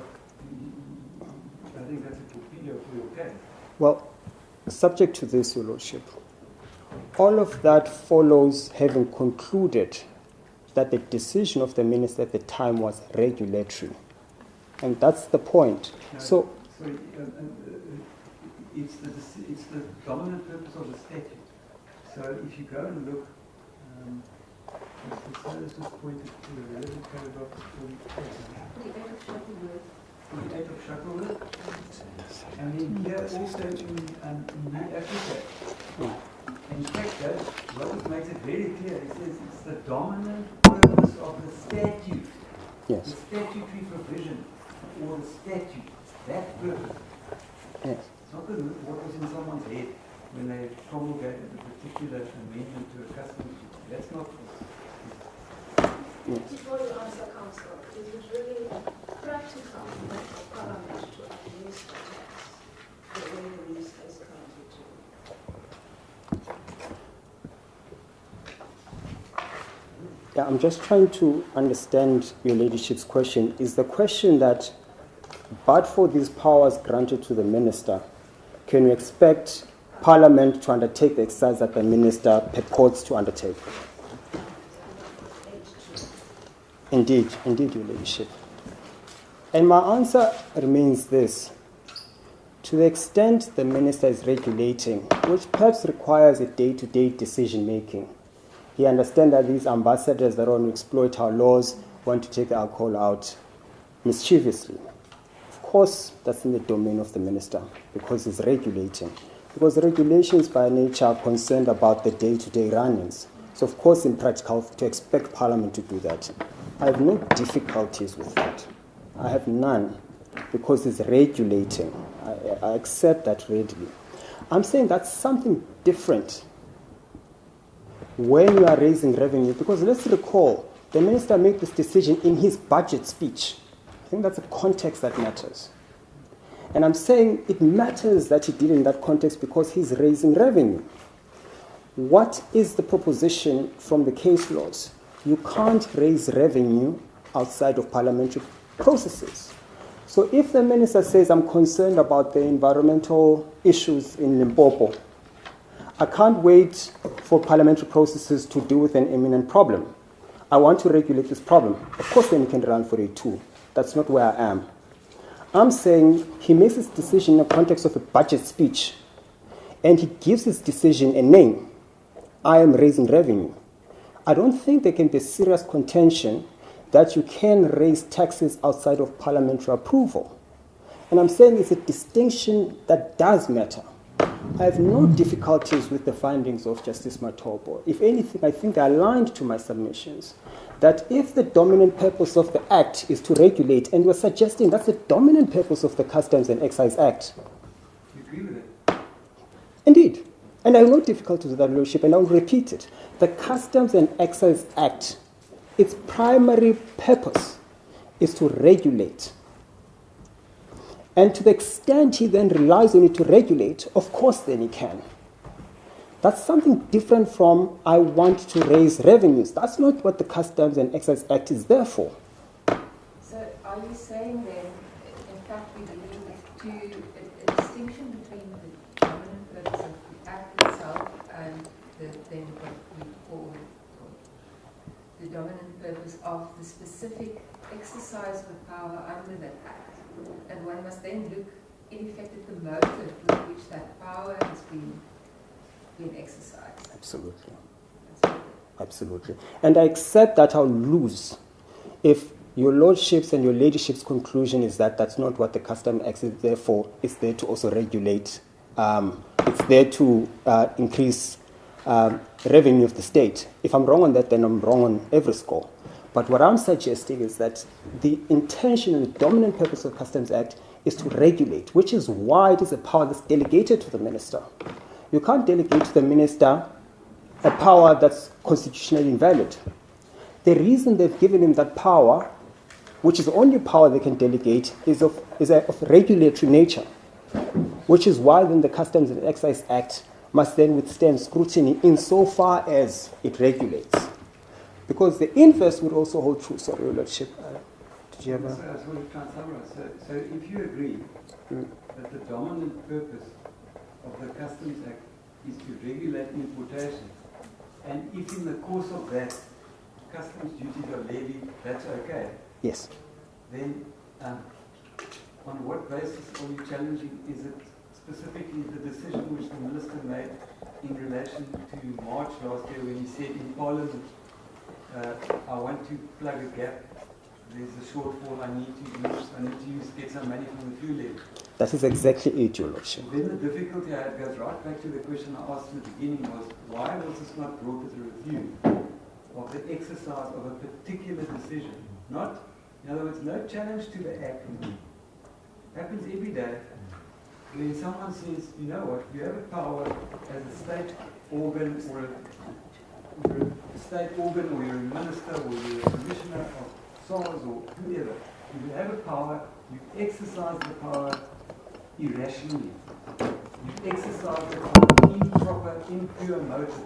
Your motive here was to raise revenue, you can't do that, it's not permissible, all the rest. Why was that not the basis for it? Without attacking the constitutionality, we don't need to then attack the constitutionality of any of this legislation. Why? If you agree with what we've put to you, and you agree with Judge Matoko that it's a regulatory act, and what the Commissioner is doing and the Minister are doing when they are levying customs duties and raising them and reducing them is administrative regulatory functions in the course of which revenue comes in, but as an incident of that, then why are you challenging the Act? You don't need to challenge the Act. It's the Minister's decision on March 2025 that you challenge. Two responses to that, Your Lordship. The first is the Act is challenged for the same reasons that that Act was challenged, to the extent it's broad in its framing. That's the reason. It says a minister at any point, at any time, without consultation with anyone, provided he styles it as a public interest issue, he may do so. We're saying that's overbroad. That can't survive any constitutional attack. That's our submission. That's the reason we do that. So the Perhaps broad power, you're saying the broad power in 48.2 is too broad. It's too wide. precisely, and particularly for 8.6 as well. It's broad to the extent, perhaps mistakenly so, and perhaps that's what misled the minister, to be fair to him, that is so broadly framed that he took the view you can raise taxes using 48.2 and 48.6.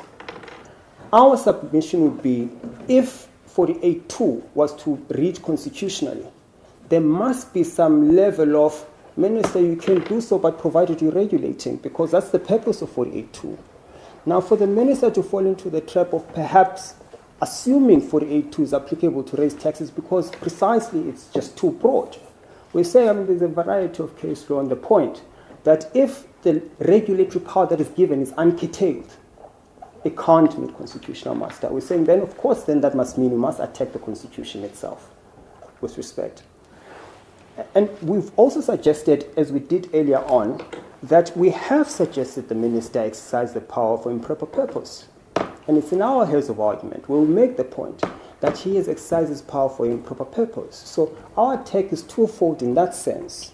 One, we do not think 48.2 and 48.6 make constitutional muster, particularly because nothing forces the minister to have regard to Parliament. He can just allow the time period to lapse and come back and do the same thing again. It's just too broad. The only curtailment you find in 42 is public interest. But conceptually, you can see how anyone can frame anything as public interest, notwithstanding the fact that, of course, there's case law to that effect. And we're saying there's got to be a narrower reading. There's got to be a better control of the minister. And if we're wrong on 48.2 not being about just revenue raising, it also allows him to raise taxes. That's even a bigger problem. Because then it says you can delegate the power to tax when you know you can't delegate the power to tax. Well, Judge Matoko said this is all regulatory. Yes. The dominant purpose of the legislation is what must be determinative. That's paragraph 105. And then Judge Rogers goes along and says, well, he may not agree that it's a regulatory function, it's more of a revenue act than a regulatory act. But he says for the very same reasons that Judge Matoko found this to be a constitutionally permissible delegation of power, he agrees. He added two further reasons. And he was one that found, as I thought you were arguing initially, that it was a revenue power, but it seems you now saying, no, you agree with Judge Matoko that it's not revenue purpose. The Act's main purpose is regulatory. But how do you then deal with Judge Rogers's? And it surely must be binding on it. I'm not sure about a minority judgment binding, Your Lordship. It could well be that it's something to consider an argument. All I'm simply submitting is this. The primary and dominant purpose of the Customs and Excise Act is to regulate, which is why the minister has been given that power. We take no issue with it. We are saying if that then is the case, then he can't raise revenue by invoking that act. But it tells us that's what is done. I'll restate the point. I fully agree with Justice Matopo that the primary purpose of this act is to regulate, and the minister has properly been given that power, because you can't be running to parliament to regulate issues on the day-to-day. Properly must give that power to the minister. And if you exercise that power in Shuttleworth as it is done in New Africa, that is perfectly permissible. But the logical conclusion of that, and that's what the cases tell us, is that if then you use that act for something other than to regulate, then your conduct can't be lawful. Now, the question then must be, what did the minister exercise 48.2 for? He tells us, I raised revenue by invoking 48.2. Well, now he actually says that now, but that's not what he said in Part A. Justice Erasmus, your brother, helped out the minister a bit there. Now let's accept that it's 48.2. Justice Matopo's interpretation is it's for regulation purposes. And once you say you're not regulating, you're exercising, or rather you're raising revenue, then that decision can't have been lawful.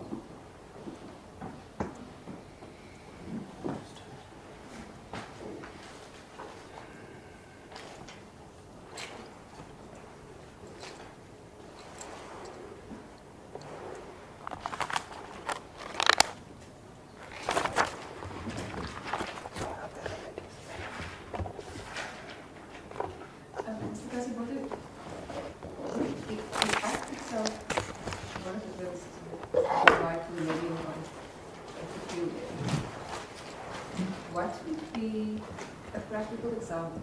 How would the fuel levy in practice be regulated? If the minister sticks to a regulatory function in that respect, on your argument, how would the fuel levy be dealt with to fit into the regulatory framework of the customs and excise? If I understand your leadership's question, are you asking me for... So practically, what would regulation of the fuel levy in particular, how would that look? As opposed to raising revenue? Yes, yes. He can do exactly what is done now, provided he's regulating.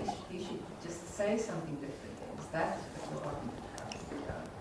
What we're saying is, if the minister were to say, I don't know, I want... If he reduces the rate, it's okay. It's not, then he's regulated. But if he increases the rate, he's raising tax. So as long as the fuel levy keeps going down, that's fine. That's regulation. But as soon as the fuel levy goes, so what if he now drops the fuel levy? Next month, the Brent crude price, the spot price, or whatever they use for oil, suddenly goes to $200. Now he has to raise the fuel levy, I would imagine. We might keep it the same, perhaps, I don't know. Perhaps it's not necessary to raise the fuel levy. But let's say there are a number of other factors that put pressure on this levy as a source of revenue. Now what? And he reduced it. It was 4 Rand, he reduced it to 1 Rand. Now it goes up to 1 Rand 50. Still less than it was last year. Is that now impermissible because it's raising revenue as opposed to reducing or regulating? Thank you, Your Lordship, and thank you, Justice Van Zyl. To just answer the question of how it would work practically in a context of a fuel levy that meets constitutional muster when applied in the context of the Customs Excise Act. Suppose the minister wanted to encourage use of electric vehicles because of the environmental concerns with fuel. He then says, I'm concerned about this, and I want to dissuade people from driving cars, therefore I'll increase the fuel levy. That is markedly different to what he's doing here. I'm saying that is permissible. Because of the motive, you say, with which that. And it's not my invention, it's what the case law says. It says the context and the primary purpose matters. So I'm not saying at all times he increases the fuel levy, there's a problem. I'm saying look at the dominant purpose of the increase of the fuel levy. And if that's what then the minister says he's dealing with, that's permissible because then he's regulating conduct. He's concerned about the environmental affairs, and he uses the fuel levy to discourage people from driving fuel-charged cars. If that then is the case, and that's the dominant purpose, then it's permissible under 48.2. So I'm not for a second suggesting he can't do that. And I think then it deals with Justice Nziweni's question earlier on. Can you expect Parliament to be running up and down dealing with issues of capital flight, environmental affairs? We're saying they shouldn't be required to do that. I accept that the minister is properly placed to deal with those day-to-day issues. And the Customs and Excise Act empowers him to do so. And if it does it in that context, there's no problem. What matters here, he says, I'm raising revenue. And on Justice Matopo's analysis, if the Act is about regulation, if you start there, then anything extra regulation cannot be done on the basis of the Act. And that's really the nub of the submission.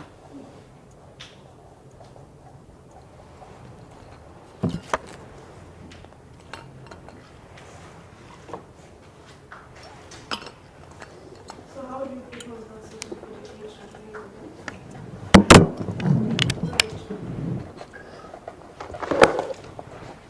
Let me simply say, Your Ladyship, is that it's too broad in its framing. I think that's the starting point. And if we want the minister to lawfully exercise the power, he must know what it means, because vague legislation, too broad legislation, you made reference to case law, does not make constitutional master. Any crafting to the effect of he must do so in terms of the Act, which is to regulate. So he cannot exercise that power extra regulation. It will be something along those lines. It could well be that you propose framing, perhaps is this too. If the Act's power, So- the Act is regulatory, then by implication, whatever power the minister is given in terms of 48.2 would pertain to regulatory aspects. Well, clearly the minister does not seem to think so, because he's raising revenue and not regulating in terms of the same Act. And the difficulty with 2 is it says whenever it deems it expedient in the public interest to do so. So whenever is broader than for regulatory purposes. Whenever literally means that as and when the minister decides to, then he does. We're saying there must be a curtailment of a sort. That does not give him too broad powers. That simply says whenever he wants to. He must understand it must be curtailed to what the true purpose of the Act is, which is to merely regulate. So according to you, that whenever gives him carte blanche. And he seems to think so. And that's our submission, Your Ladyship.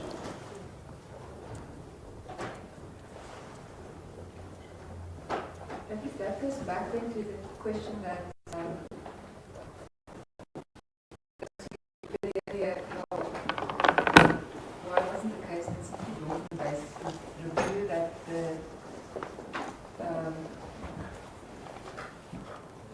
minister has exercised his power for an useful purpose under Legality, rationality.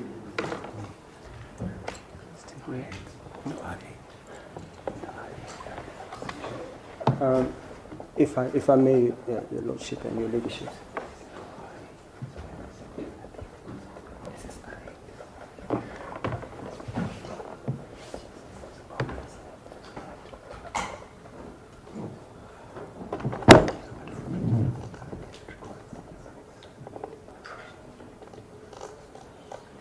Okay. So, Your Ladyship, let me just read that. So, my junior is usefully pointing me to our replying affidavit. It said case lines 078-27.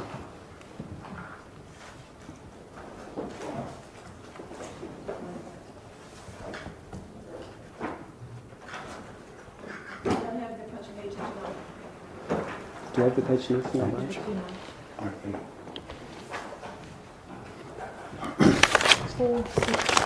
468.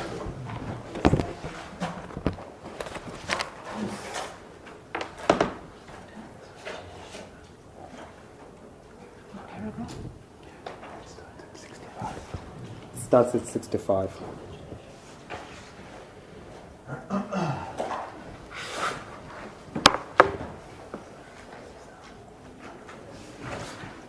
We say at 65, the heading there is, the review case is independently sustainable under the principle of legality. We say at 65, even if the court does not uphold the full constitutional attack, GNR 6270 remains reviewable and invalid under the constitutional principle of legality. We then say at 65.2, the review accordingly proceeds under the principle of legality. That principle requires at minimum that the exercise of public power be rationally connected to the purpose for which the power was conferred. The point there is, we agree with Justice Matopo that the purpose of the Customs and Excise Act is to regulate. So if you exercise that power for something other than regulation, then there's an irrational connection. And that is a basic standard principle of legality. So there was that attack that was mounted. To the extent we don't come right on the constitutional attack.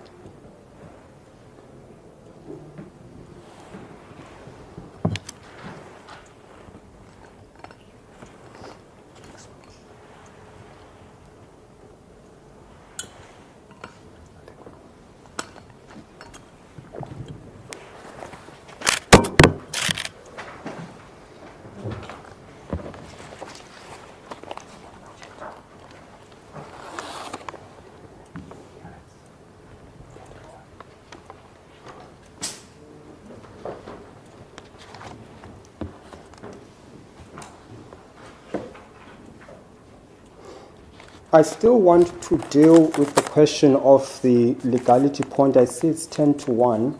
I don't know if it's a opportune time to adjourn now and I start with a new topic or whether we should proceed. I'm just a bit concerned that Mr. Primmett won't have, he said he'd be about an hour, but I don't want us to be in a situation where suddenly someone doesn't have enough time to put up argument and reply this afternoon, because we only have one day. Thank you. So, I mean, if you want to, possibly we can adjourn for half an hour maybe to do that.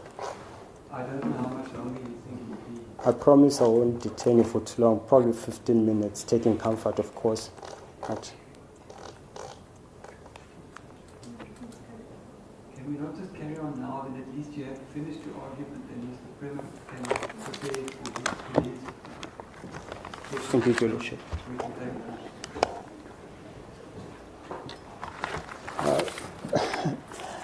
I think my junior has just become tired of my talking. He's saying, why don't you just refer them to the heads? Okay, perhaps if I can just sum up this way. At para 61 of our heads of argument, I'll just do bullet references.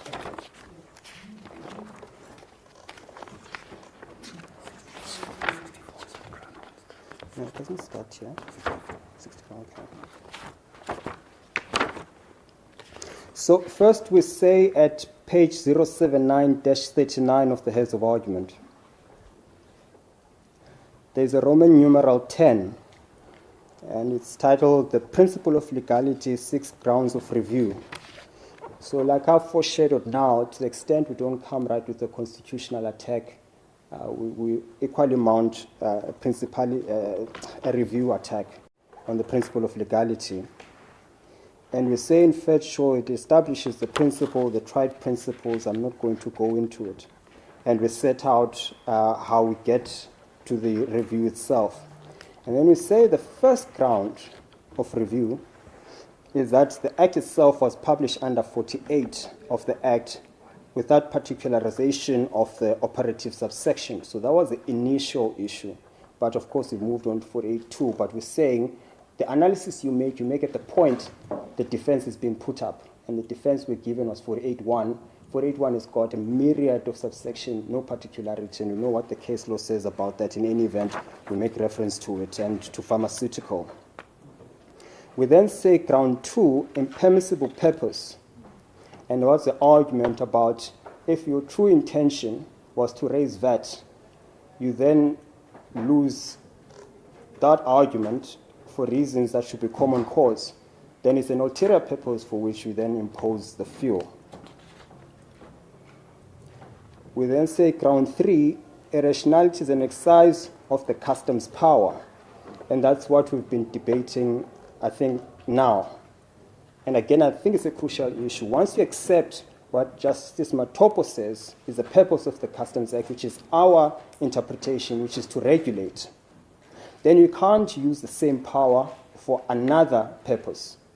There's an irrational connection there between purpose and what the power was intended to achieve. And I think with respect, that's very determinative. And then we said ground 4. Part of the problems we're here backing and forthing on 48.1, which applies, which doesn't. To this moment, there's no particularity where 48.1 is specifically disavowed by the minister.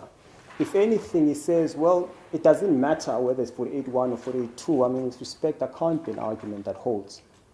And we're saying, to the extent that the minister purports on the one hand to exercise one power, you must assume that is what he was exercising. I don't think it's a distinction without difference. That he first adopted 48.1 must mean he thought 48.1 applies and was exercising that particular power.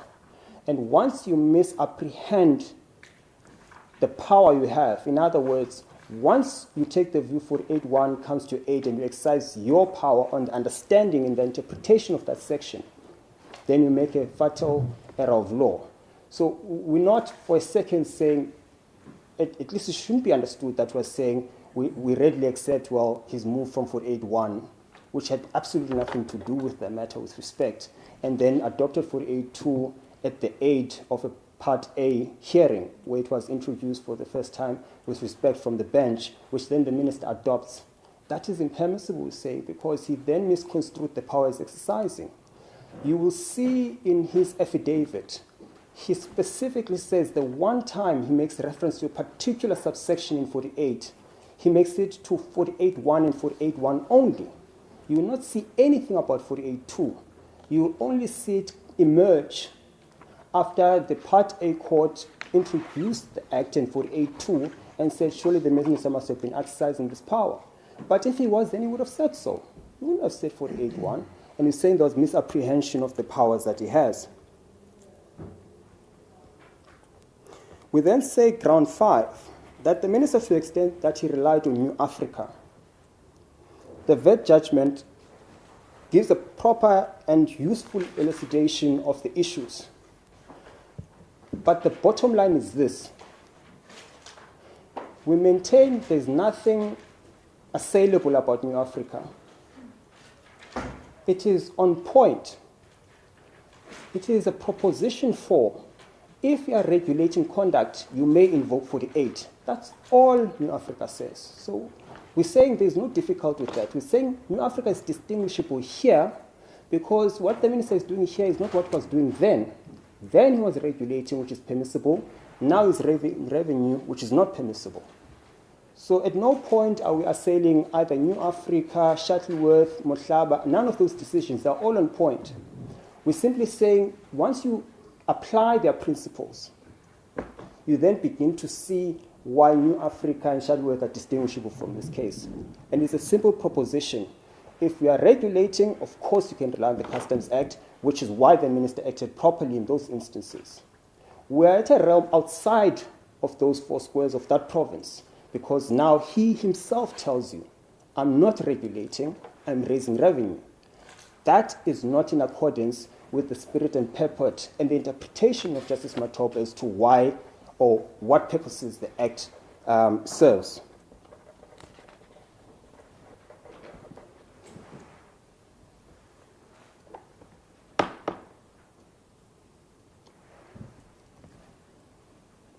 And I think linked to that point is ground number 6. And ground number 6 is again an issue we've discussed extensively, and it links to what I've just said now, which is you just can't raise tax revenue using that act, because that act is not there for that. It's not there to raise revenue. What does Justice Matopo tell us? It's there to regulate. Once you then say you're not regulating, I'm raising tax, then you fall outside of the application of Section 48.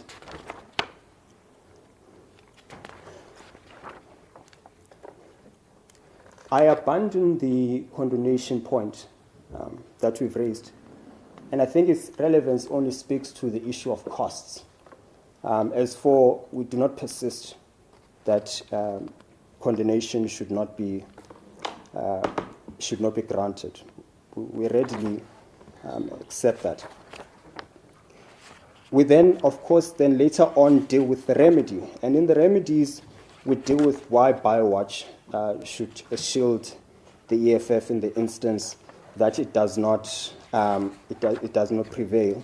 And finally, we've also set out the inordinate time that the minister has taken to have this matter heard. We think it was done for an ulterior motive, quite frankly. And I'm not impugning the minister directly. I'm simply saying you can see why perhaps it was in his interest that the 12-month period lapses before this matter is heard, because then I'm met with mootness as a starting point. Because it is an answering affidavit that would have expected in September already, and presumably the matter would have been heard by now. And then there's a Rule 30 that is brought, and then despite an attempt to find resolution on that score, the point is, well, I wouldn't be unfair and say abandoned, but there's then settlement, right, and argument. In instances, with respect, the Rule 30 was not merited at all, which is precisely why then the papers remain as they were pre the Rule 30. So conceptually, there really was nothing to contest there, because the minister is well able to even answer to the paper. So with respect, we say it was an ill-advised decision. We're not saying it was one taken malafides, but we certainly take the view that perhaps it was ulterior motive, or at the very least the minister should have known about the impropriety or the inappropriateness of that application and the consequence of all those delays from the Rule 30A and non-compliance with pretty much every directive this court has issued, from the JP to the presiding lordship himself. And we're saying it's in instances where we're not even bothered with, or at least furnished with some sense of, the JP has issued a directive. At the very least, be accountable and explain why that matters. And it's the same case with your lordship's decision as well. I think there was a final point, and I apologize. If I may, just very last point.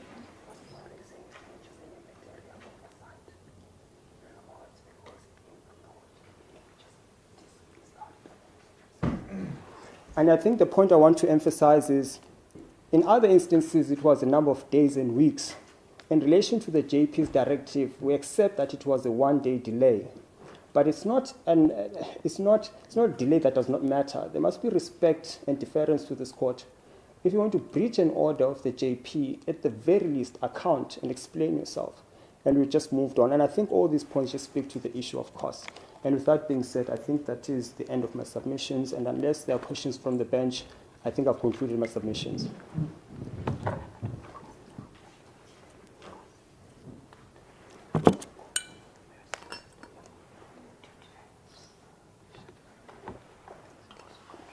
Well, thank you, Mr. Kasiboto. Mr. Clement, you thought you would be able to complete argument and give Mr. Kasiboto a reasonable opportunity to reply if we start at 2:15 or 2 o'clock. It's 1 o'clock now. You promised us 9 points. He did.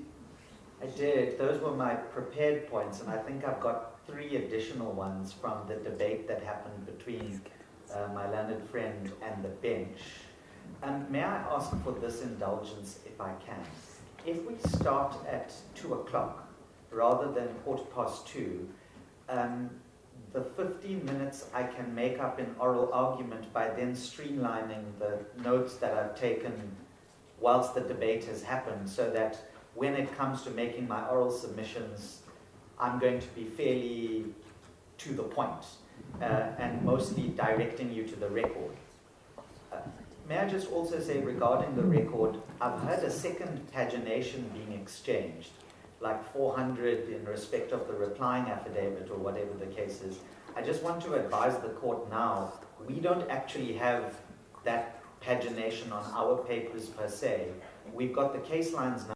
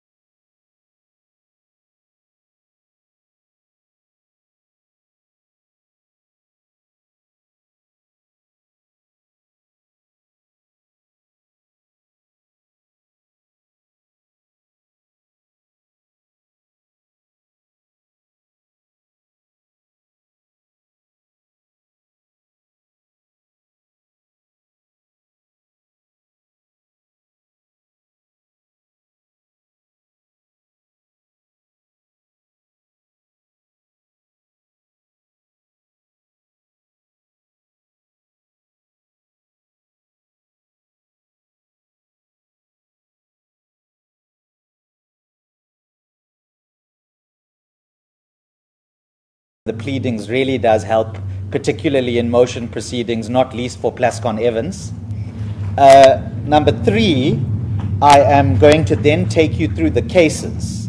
And the 5 cases I'm going to gently canter through in this order are Moshlaba, Casino Association, Shuttleworth, New Africa, and the VAT judgment.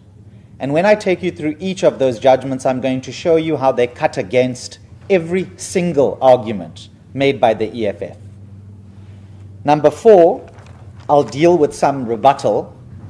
And when I deal with that rebuttal, it's directly from what emanated in the debate between my learned friend, Mr.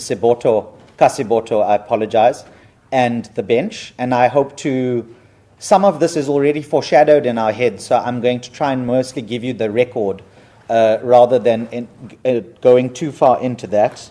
And then lastly, I'll make some remarks in conclusion. On the issue, so can I go to number 1 then by introduction? I've noted what my learned friend said. They no longer oppose condonation. I'm obviously very grateful for that, but condonation is in the gift of the court, not my learned friend. And the court obviously has our submissions on condonation as to why condonation should be granted. We abide by the court's decision in that regard. Can I say I'm going to take a similar approach to costs? The court has got our submissions on costs both in respect of the Rule 30 and in respect of the merits of this case. And I'm going to say on behalf of the Minister, we abide your decision on costs, both as to what the final costs order looks like, and if you do impose a costs order, what the scale of that costs order looks like. I'm just going to make 2 brief remarks about that, if I may. In respect of the Rule 30 application, my learned friend magically turned a settlement agreement by consent into a concession by the minister or something of that kind. All I'd gently point out is one of the objections taken in that Rule 30 application was that they failed to properly amend their notice of motion, which they then did subsequent to the Rule 30 application because they filed the Rule 28 notice. So it's a bit of an overstatement to suggest that the Rule 30 application was brought for meritless reasons or as an abusive process. On the merits, I know what my learned friend will argue about BioWatch and that they're protected about BioWatch.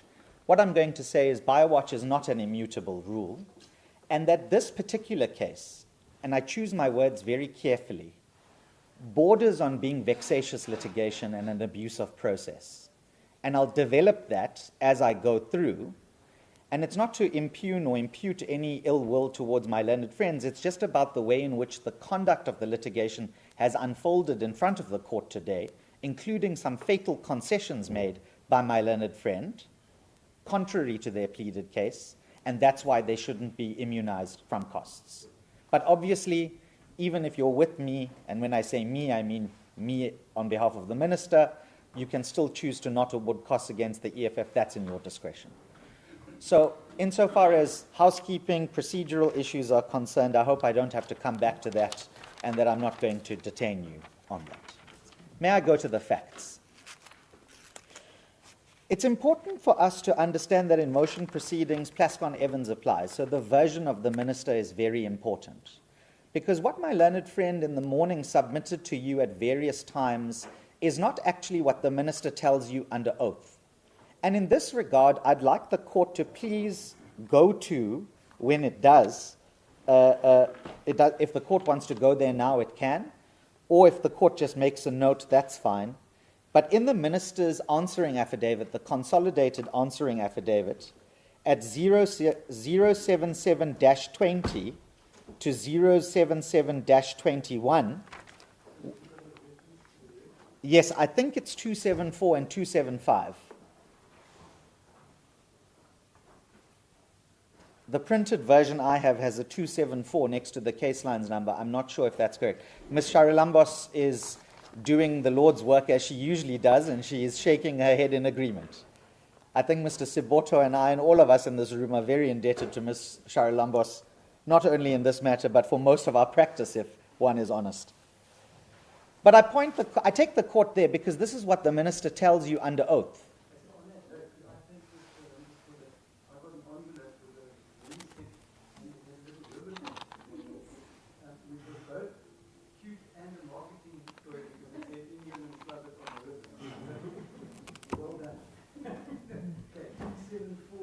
I think it's 274. Sort of one quarter down the page, it starts with paginated page, paragraph 39 on the left-hand side. I'm seeing indications from the bench that that's what it looks like. When you have regard to the context in which the fuel levy increase occurred, you have to have regard to what is stated on these 2 pages from paragraph 40 all the way to paragraph 46. I'm not going to read it out verbatim, but effectively what the minister says is the following. When we planned in March 2025 to increase the VAT intake, the VAT income intake, Justice Sher, you were debating this with my learned friend earlier today. One of the assumptions the minister could have made is that the previous historical fuel levy relief could be maintained because it was going to be paid for by the VAT income. Then what the minister tells you in these paragraphs is when the VAT increase was withdrawn, we could no longer afford to maintain the historical fuel levy relief that we gave consumers. And so a decision had to be made by the minister. Either you introduce new taxes to fund the fuel relief, or you cut public expenditure from other areas of the budget to fund the fuel relief, or as the minister ultimately did, he decided not to continue with the fuel relief, to increase the fuel levy by inflation to take it up to its baseline position, with the overall effect that the minister, and some might criticize the minister for this, but wasn't being so generous to motorists anymore. That's what he says. This argument, and the reason this clarification is important is because our learned friend pushes very hard at a suggestion that the fuel levy was a like-for-like replacement of VAT. And Justice Sher was running the numbers with my learned friend earlier, my Lord presiding, where he said that was like a 1% relative to the total amount. The numbers from the answering affidavit is the VAT income was expected to be about 61 billion rand. Not bar, billion. 61 billion rand. And the fuel levy, the cost of which of maintaining it or not maintaining it was 4 billion rand. So even if we're in this magical world that the EFF wants us to be in, which we aren't, that it was a like-for-like replacement, it seems like a pretty silly thing for the Minister of Finance to have done, where if he was using the fuel levy to quote-unquote increase taxes, he still had about a 57 billion rand black hole in the budget. That demonstrates why this argument made at a level of generality and abstraction that the fuel levy increase decision is a like-for-like replacement is not supported by the facts. But let's just say that there's some dispute about the minister's explanation, because our learned friends at various points, they love that paragraph 226.1.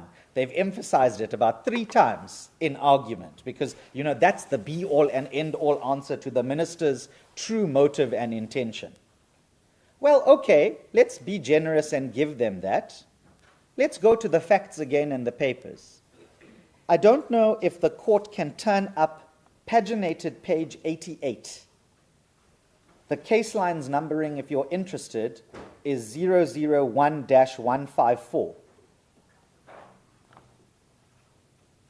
It's in landscape format, so you might have to turn your file. And the heading says, tax proposals raising 18 billion rands, and so on. Now, can I start by directing your attention to the block on the right-hand side of the page? The heading is May 2025 Budget Overview Tax Proposals. And if you look under the second bullet point where it says May 2025 Budget Overview proposes tax measures to raise 18 billion rand. And then you look at the second and third dash. It says inflationary increase to general fuel levy. And underneath that, it says above inflation increase in excise duties on alcohol and tobacco products. Now, just pause there. Remember, the minister's version is we increase the fuel levy by inflation so that the previous relief we could afford, we've reversed. It's an accounting exercise, so that that relief now doesn't become an unfunded benefit. So in other words, previously I could afford to, and I'm just using some round numbers that I can understand. The minister says previously, when I was going to have a tax intake through a VAT increase of 20 Rand, I could continue to give the consumer a 5 Rand rebate through the fuel relief. But when my 20 Rand disappears, I couldn't afford the 5 Rand relief anymore, and so I decided to reverse it. Look at how that right-hand block correlates to the left-hand block. Now, this might be a difficult exercise for me because it involves budgets and numbers, and lawyers are not usually very good on the maths unless it's counting day fees. But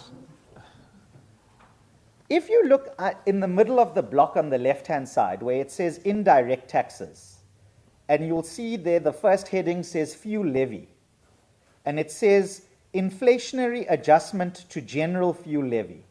Look what the factual impact is of the inflation adjustment for the fuel levy over the medium term. In 2025, nothing.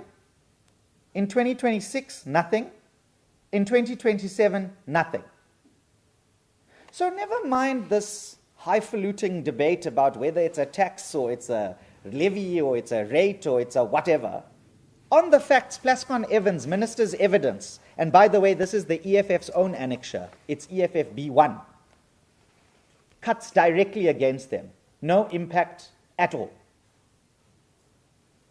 And by contrast, just look in that same place, if you look a little bit down, it says above inflation increase in excise duties on alcohol and tobacco. And then you look at 2025, it's about 100 million. In 2026, it's just under 1.4. And in 2027, it's just about 1.5. It's 1.461. Now again, just remember what it says on the right-hand side and what the minister's version was. The inflation-linked increase makes it neutral. That's borne out by the no contribution of the fuel levy. The above-inflation increase for alcohol, though, might be used to generate revenue and bring in fresh receipts, fresh tax receipts. That's borne out by what's on the left-hand side. When you compare and contrast, the EFF's case falls down flat on the facts because their whole concoction is not borne out by what the minister tells you and what they attach to their own affidavit. But let's be generous to the EFF because maybe again, despite what the numbers say, even though numbers don't lie, although I suppose the saying goes there are lies, damn lies, and statistics, so maybe sometimes numbers do lie. But let's be generous to them and accept that notwithstanding that there's no actual tax, there's no actual income, there's no revenue raising in the way that they've characterized it, we need to engage with the dominant purpose. And there needs to be an explanation of the dominant purpose. Well, of the decision. Yeah, well, let me grab at the bargain. Shuttleworth tells you, para 48, it's of the legislation. It's not the individual decision. But let's not be unfair to the... I'm okay, thank you. Let's not be unfair to the EFF. Let's assume that they can get over that neat distinction that the Constitutional Court draws. So they can attack the decision itself and whether there's a proper dominant purpose explained for that decision. The court can stay in that EFF annexure, very helpful, attached to their third founding affidavit or whatever it was, at paginated page 89. So I think just a page or two on from the table where we were looking. Look what the fuel tax objectives are stated as being. Now what the EFF does in its papers is it selectively quotes what's in bold from bullet point 2, where the EFF says the objective of the fuel levy is to raise revenue to fund government's general expenditure programs. But if you read on in that same bullet point paragraph, it goes on to say things that it's through targeted expenditures, including construction and maintenance of roads and support for public transport, revenue is also shared with metropolitan municipalities. And then when you look at bullet point 1 and bullet point 3 in particular, it says, the fuel levy also seeks to internalize the negative externality cost of climate change, local air pollution, congestion, and other environmental externalities to ensure that these costs are more fully reflected in fuel prices. Now remember what my learned friend said when he accepted that 48.2 might be constitutionally compliant. He made an example of what? Electric vehicles. His words were to the effect that if the minister was going to make fuel very expensive to regulate conduct, to push people towards using electric vehicles, that would be perfectly permissible. So by my learned friend's own logic and on the facts, let's not get involved in sophistry yet. Bullet point 1, bullet point 3, and bullet point 2 on that page. Start putting nails in the proverbial coffin. Because if it's good for electric vehicles, it's good for climate change. It's good for building roads. It's good for maintenance. That's what the facts tell you. Lastly, on the facts, when you understand fuel levy and adjustment and what the government's policy prerogative is in that regard, in that same annexure, page 90, I think it's just one page over,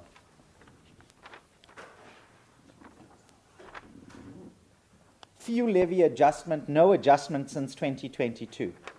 And there you get an explanation of this dynamic fuel price and how the government responds to crude price, volatility, fuel price, geopolitical tensions, and so on. And very importantly there, and this goes to Justice Sher, who was putting my learned friend under a lot of pressure when he was saying, so when it decreases, it's fine, but when it increases, it's the problem, the fuel levy charge. Our learned friend's clients didn't object for the 3 years prior when the government held the fuel levy price down and gave relief to everyone. They were happy with that. In fact, in the Part A affidavit, you know there's a cited example where they asked for the minister to do exactly this, and the minister did it. Why I'm referring to that is because it demonstrates the inherent problem in the EFF's case, with all due respect. And that is, on the facts, there's no basis to sustain it, and on the law, there's even less basis to sustain it. Plascon-Evans applies. May I go to the cases? I'll start with Mohlaba, if you don't mind. Can I just say, by means of housekeeping, when I'm addressing the page numbers I'm going to give you are the page numbers of the bundle of authorities, which is that separate annexure that was sent to you by Ms. Sharilambos on the USB file. So in Mohlaba, and can I just say this, I'm not going to explain these cases in very great detail. I don't think I need to, because both my learned friend and myself have addressed all of these cases in quite some detail. I'm just going to point out the paragraphs which cut against his case. That's really my intention. Let's start at paginated page 6 of that bundle in Mohlaba, paragraph 20.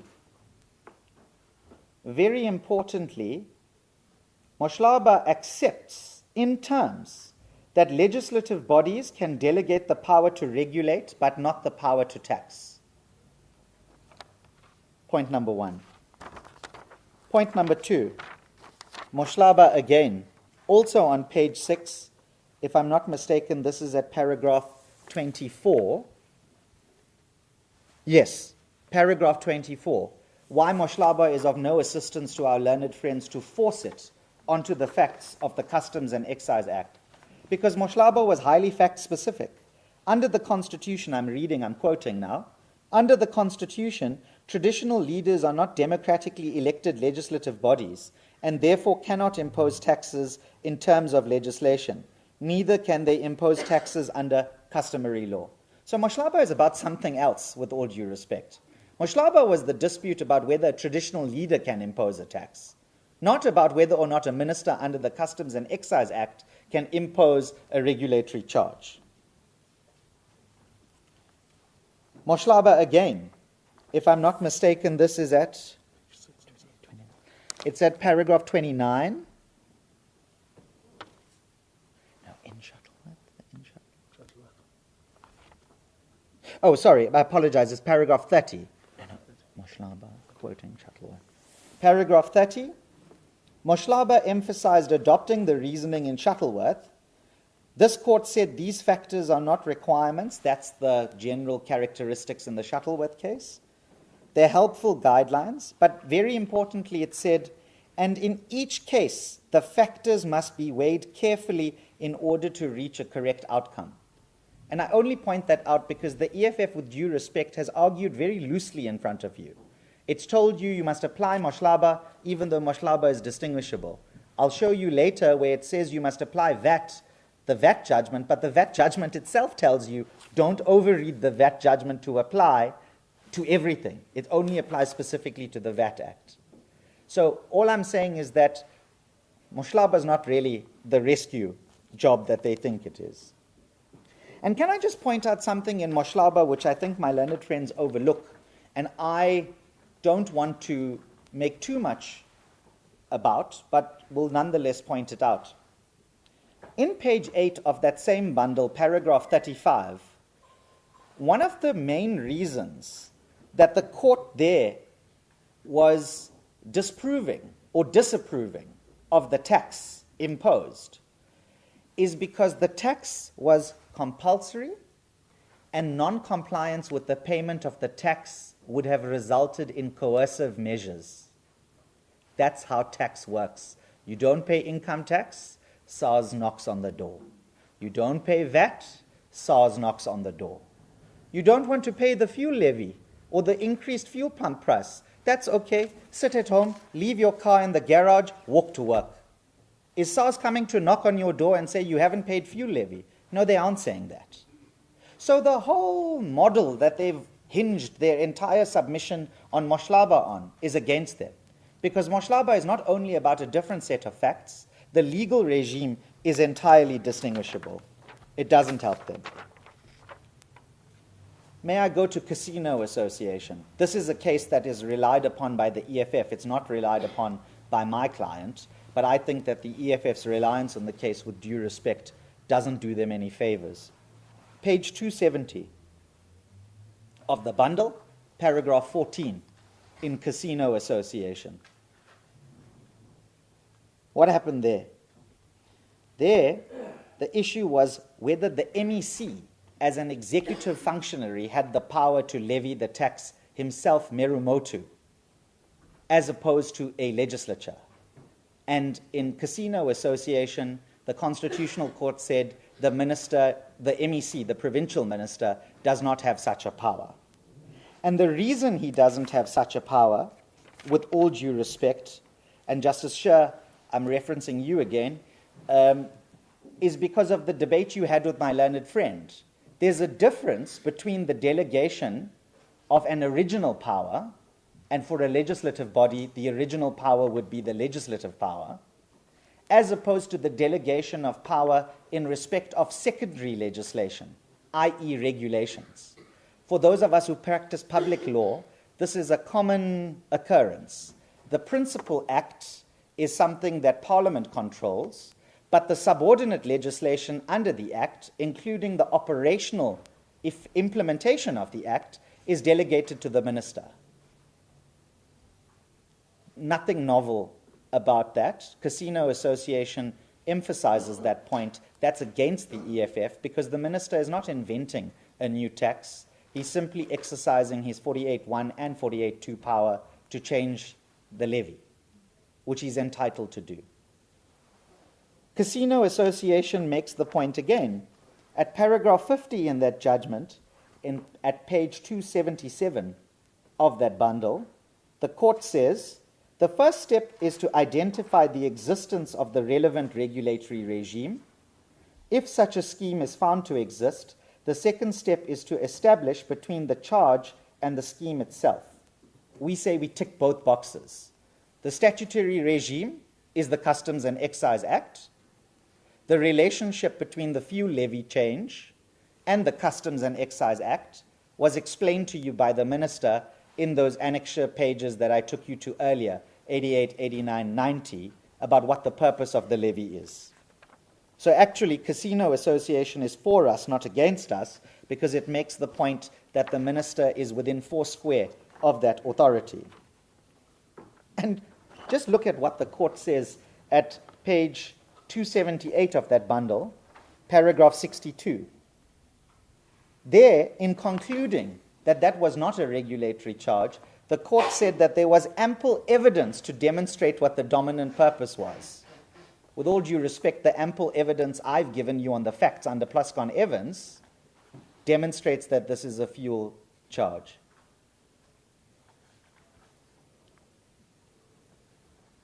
My Lord Presiding, 278 in the authority bundle. So if we must weigh the evidence to determine the dominant purpose, well, we've done that. The EFF really can't magic that away. In that same judgment, paragraph 65, at paginated page 279, I'll just point this out. Oh, I apologize. Paragraph 65 in the Casino Association judgment, I have it as paginated page 279 of the authority bundle. What's the time? 14:30. Does the court have it? I'm indebted. What the court does there is it upheld the order of the High Court invalidating this regime, but it said, having reached that conclusion, it is not necessary to consider the review challenge or whether the empowering provisions constitute an impermissible delegation of plenary powers. Now, the only reason I point that out is because there was some debate between my learned friend and the bench as to what the remedy should look like, and if we're with you on the constitutional challenge, do we have to be with you on the review, notwithstanding it's overtaken by mootness or anything of the kind. I would simply point out that the EFF doesn't come home on any of that, the constitutional challenge and the reviews, legality or admin or however they construct it, but that if you are with them on the constitutional challenge at least, the minister's decision is left well alone, or vice versa, because I'm arguing on both sides of that proposition. May I go to Shuttleworth? If I'm moving very quickly, please. Okay, thank you. Thank you. Shuttleworth is interesting. If you go to paginated page 146 of the bundle, paragraph 19, and even though this is in the context of discussing the exit charge, we say the logic applies similarly to customs and excise matters. That's why in New Africa, for example, they place such emphasis on Shuttleworth. There's a connection between these regulatory regimes. But paragraph 19 says, the exchange control system requires a flexible, speedy, and expert approach to ensure that proper financial governance prevails. We say that logic applies with equal force to customs and excise changes. Not only that it needs to be a speedy and responsive mechanism to changing global conditions, when President Trump decides to bomb Iran, for example, or Lebanon, or Palestine, or wherever he chooses to bomb. It also depends on expertise. And you'll know we take a separation of powers point, particularly in fiscal matters where we say due deference has to be shown. And we say this is authority for that proposition. And ironically, if you were to subject all fuel levy decisions to the full money bill process, that would have to go through a full budgetary cycle in Parliament, which would take months, if not over a year, before you could get effective relief. So the very thing that the EFF says, that it motivates for parliamentary oversight in the way that it says it must occur, actually undercuts the very thing they want to do, which is to protect consumers.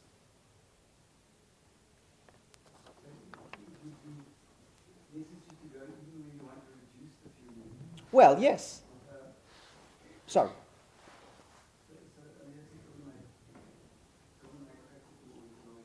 No, it doesn't, with all due respect.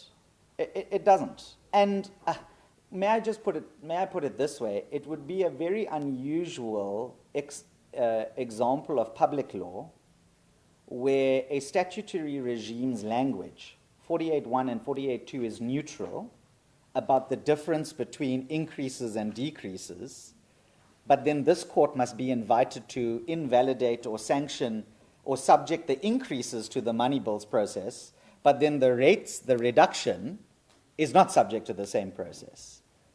You can't be half pregnant or whatever that funny saying is. So that doesn't help. And then, but Shuttleworth is also devastating with all due respect to our learned friend's case, because look at what the court says at paragraph 46 of Shuttleworth, paginated page 159.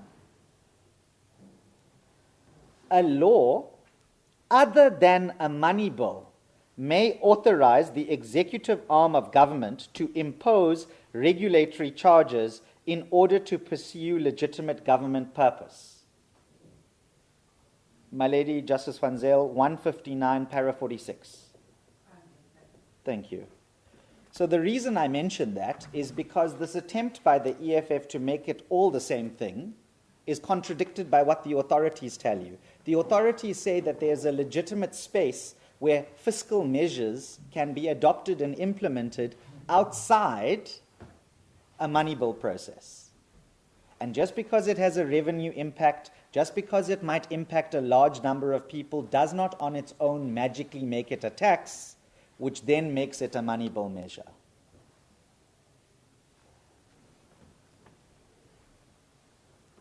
The court doesn't have to go here, but if you want to take a note, at pages 163 and 164, paragraph 54 makes the point about, in the Shuttleworth case, exit charges needing to respond quickly to the fickle nature of international financial environment.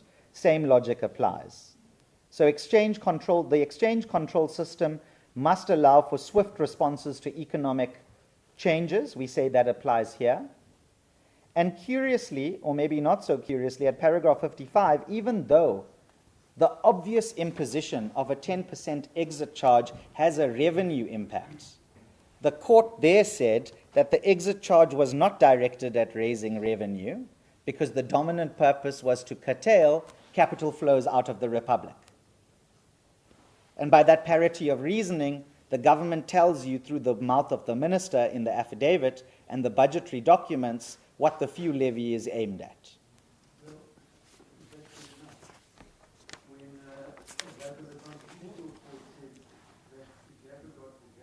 Ah.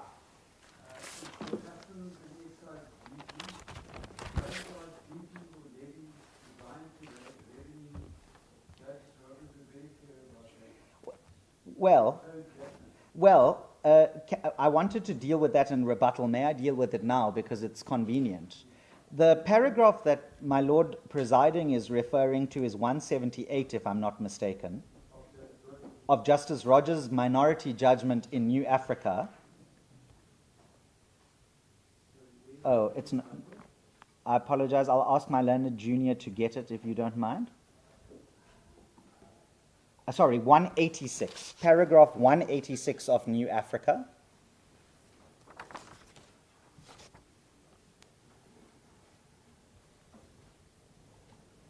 It starts at paginated page 97 at the bottom, and then it goes on to 98. So, my Lord Presiding, there's an important distinction here to understand about this minority judgment, because what the minority judgment does at 186 in quoting Gaetner, which is a unanimous decision of the Constitutional Court, penned by now retired Justice Madlanga, is they adopt this reasoning, and I'm reading on paginated page 98 under the quoted paragraph D. Excise duties and levies are imposed mostly on high-volume, daily consumable products, for example, petroleum, alcohol, and tobacco products, as well as certain non-essential or luxury items. The primary function of these duties and levies is to ensure a constant stream of revenue for the state, with the secondary function of discouraging consumption of certain products that are harmful to health or the environment. The revenue generated from these duties and levies amounts to approximately 10% of total revenue by SARS. So I'm going to say this. Gaitner is actually a stronger proposition than what even New Africa and Shuttleworth tell you about dominant purpose. Because the unanimous decision of the Constitutional Court in Gaitner says that even if the primary purpose of the levy is to increase revenue, that's fine. There's nothing objectionable to that. And then they go on to say the secondary purpose is to regulate conduct. So I suppose what I'm going to say is that even if the EFF could dislodge factually what the government has told you in the minister's affidavit is the primary purpose of the fuel charge, Gaitner cuts them at the knees. But remember why Gaitner is cited by Justice Rogers is if you look at the next paragraph, the reason that the minority were in the minority was not because they objected to Justice Matopo in the majority's reasoning about how the Customs and Excise Act works. The only reason they disagreed on the money bills point was because, as it says in paragraph 187, that is about a power to grant exemptions from national duties. So in other words, their minority dissent was in the context of if you grant an exemption, that's a different power you're invoking, that's why it's a money bill. But on the Gaitner reasoning, and because they concur with Matopo in the majority, on the way in which the Customs and Excise Act works, that's exactly the minister's case. So, my lord, I don't know if I did answer your question, but yes, I apologize for not answering. Is the minister's case that this has nothing to do with revenue and tax? It's a regulatory charge, or it's partly this and partly that, or Partly, because remember, that's what Shuttleworth says. Shuttleworth says, all regulatory charges by their very nature have a revenue impact. But just because it has a revenue impact doesn't mean that it's a tax. That's the minister's case. But the few levy surely cannot be argued. Few levy service, I think my little sister asked me, what regulatory purpose could there be in simply adjusting the few levy without revenue? What other purpose could there be? Other than to raise revenue or to decrease? Well, I suppose that would only apply in an above inflation increase in the way that I demonstrated it with the alcohol charge by comparison. Because every time you're only increasing by inflation, it means you come up to baseline and the impact is neutral. Obviously, if you're reducing the fuel levy, you're giving relief to the customer. You're not taking in income tax. You're giving relief away to the consumer. And so in that limited scenario of where you might explicitly increase the fuel levy above inflation to have a consequence of bringing in revenue, provided that the justification is one of dominant purpose to regulate conduct. In other words, we're going to make, using my learned friend's example of electric vehicles, we're going to make fuel very expensive to try and push the consumer in the direction of electric vehicles, then that's a perfectly acceptable revenue impact. But remember what Gaitner says almost the opposite. I don't even have to go that far. According to Gaitner, even if the principal purpose is to increase revenue, that's fine. So, my lord, doesn't make a difference with all due respect. I think I was discussing Shuttleworth. Yes, Shuttleworth. Can I just point out in that Shuttleworth judgment as well, and conscious of the time, paginated page 165, paragraph 61, My Lord Presiding, this is probably in direct response to the question you put to me. The Concord says that garnering of income by Treasury was incidental to the dominant object of regulating and discouraging capital flight. So there's always an acceptance that it might have a revenue impact, but it goes back to dominant purpose. And the minister's given the answer on what the dominant purpose is. In that same judgment, over the page, over 2 pages, paragraph 66 to 67, actually I don't need 67, I only need 66, where it says,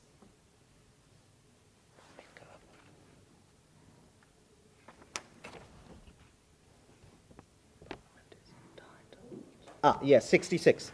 Parliament is entitled to delegate subordinate legislation and does so routinely in the form of regulation making to the executive. That's the point I made earlier, the difference between original powers and secondary powers housed in subordinate legislation. In that same judgment, paginated page 172, paragraph 79, Shuttleworth, this is what the court says. It has no problem with this. Discretionary powers may also be broadly formulated where the factors relevant to the exercise of discretionary power are indisputably clear. A further situation may arise where the decision maker is possessed of expertise relevant to the decisions to be made. And then you read that one paragraph down, paragraph 80, 80 and 81 on pages 172 and 173. South Africa's exchange control system requires a flexible, speedy, and expert approach. I've dealt with that. It would be impossible to lay down rules or set out factors in advance. I am not persuaded that the broad discretion under Section 9.1 and Regulation 10.1c offends Darwood or the Constitution.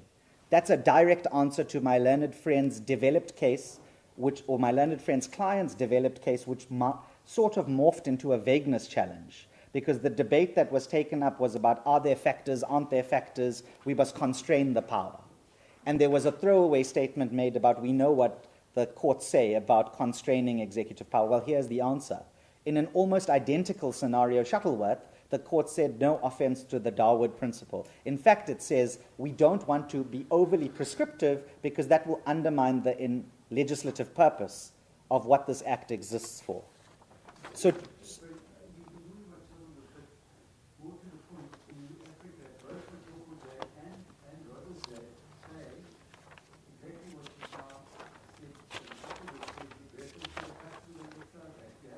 well, yes, yes. Yep. Yep. And I would say, in the context of the round, New Africa is on point, all four. And it's, I mean, not only is it binding on you, in order to depart from that, you'd have to be invited to make a finding that the exceptional circumstances threshold is met, that the findings are wrong, and that you're entitled to depart from it.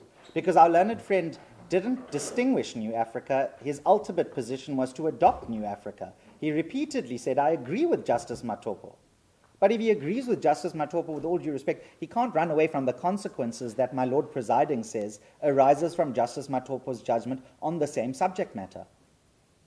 I suppose the strongest argument against New Africa for our learned friends for the EFF is that was about regulating abuse in the context of the alcohol duty. But for the same reason of the electric vehicles example, what's good for the goose is good for the gander. If that's a legitimate purpose, diplomats must not abuse their Vienna Convention rights to steal money from our fiscus. Well, the government can equally impose the fuel levy in order to take in money to improve roads, or to factor in the cost of climate change, or to change consumer behavior. That's what the budgetary documents tell you. Whilst I'm there, can I just give you some helpful references in New Africa? New Africa, paragraph 95, at paginated page 59 of the bundle. This is very similar to what the EFF argues in front of you, and the court rejected it.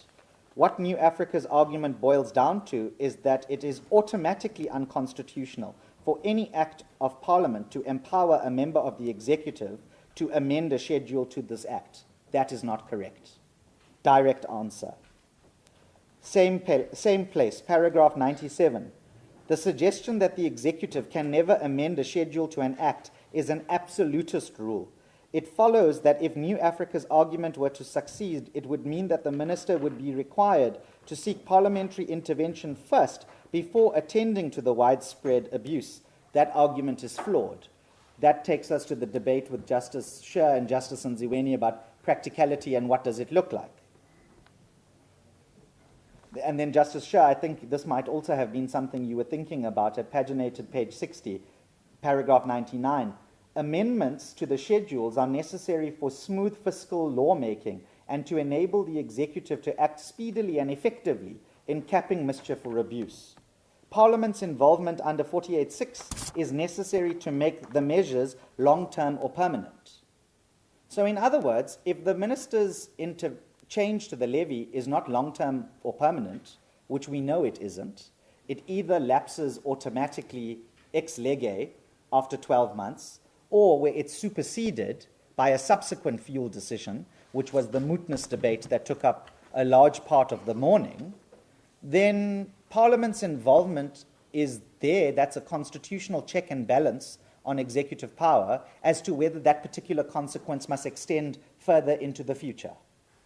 The Concord has no difficulty with that. With all due respect, neither should you three justices sitting here in Cape Town. At paragraph 100, I'm not going to read it. That same point was emphasized. However, if you go to paragraph 110, paginated page 66 of that bundle, and this again foreshadows the decision, Justice Sher, foreshadows the debate about is it the decision, is it the act? Well, look at what the court tells you. What one gleans from the long title of the Customs Act's mandate is to inter alia, and then it sets out what it sets out to do. So it's about the legislation, not the individual decision. And why that's relevant here is because for our learned friends to succeed on their constitutional attack, the constitutional relief, they'd have to demonstrate that there is something objectionable here, and that the conduct that the Act seeks to achieve is necessarily that business of a money bill. And with all due respect, that leap doesn't necessarily follow. Whilst we're there, let's just talk about rationality quickly, because the court in New Africa was also very helpful. Paginated page 67, para 114. The rationality test is not to determine whether some means will achieve the purpose better. It is limited to an assessment of whether the selected one could also rationally achieve the same end. In public law language, we call that the means and connection test. There's no mechanism, there's no possibility that the EFF can dislodge under Plascon-Evans that the rationality test is met here. The purpose that the government sets out was in those annexures I read out from earlier, pages 88, 89, 90, from EFF B1. And the means that it achieves it is through the fuel levy. That's the connection means test satisfied. Rationality is not an invitation for this court to start second-guessing and subjecting a legality review to the same kind of stricture you would an admin law review. And you'll know in our heads of argument we cite three authorities that make this point. It's University of Free State versus AfriForum, it's Minister of Home Affairs versus the Public Protector, and it's Gamede, or Public Protector versus Gamede. So those 6 grounds that they are fond of, my learned friends, don't help them, because that's not legality review. That's taking you in the direction, Justice Sher, you were the one who raised the point of an admin action review, but we know the EFF disavows an admin action review. So they can't morph a legality review into something that legality reviews are not. And you'll know in our heads of argument as well, we cite Motau at paragraph 70, another Concord judgment, which makes the very same point. You can find that at paginated page 1293 of the bundle. And this point is again made at paragraph 120, page 70 of that bundle. And here's the warning at paragraph 121, again page 70 of the bundle. If you do what the EFF invites you to do, you will be misapplying the rationality test. And that's exactly what happened in New Africa. And we would suggest, with all due respect, that this court should not go down that path. Last judgment, if I may. VAT. When you read the VAT judgment, and Justice Scher and Justice van Zyl, I think this was foreshadowed by the two of you in your debate with my learned friend, where I think Justice Scher said the thing about the VAT Act is that it's announced as part of the fiscal framework. It's a once-in-a-year event. It's not an ongoing legislative scheme that applies depending on changing circumstances. That's why Justice Scher, at paragraphs 9 and 10 of the VAT judgment, they say, Parliament, in considering the fiscal framework of which the VAT proposals are part, is made aware of the proposed alteration and may, by amending the fiscal framework or declining to pass the confirmatory legislation, express its disapproval. Justice Scher, why that's also relevant to you is because you and my learned friend had this debate about can the committee propose its own bill. And my learned friend said unless he's unaware of it, it's only a Minister of Finance who can propose a money bill. That is correct. My learned friend's submission is correct. But the paragraphs that I just read out to you show that Parliament is not supine. If Parliament wanted to scupper a minister's conduct, it has the power to do so. But again, you can't read VAT as applying to customs and excise because that's under a fundamentally different statutory regime. And by the way, when you're reading that judgment, look at what they say at paragraph 16, paginated page 198. They rejected the argument that the VAT change on two bases. Number one, that it constituted a delegation of plenary powers. We're not in that territory. And that number two, the VAT change doesn't have the characteristics of a customs and excise charge set out in New Africa. And because it doesn't meet the customs and excise requirements, by law and logic, it has to then be a tax. But we're not in that territory because that, as the name would suggest, is a value-added tax as opposed to customs and excise. And again, when you read that judgment, you'll have regard to paragraph 42 at page 206.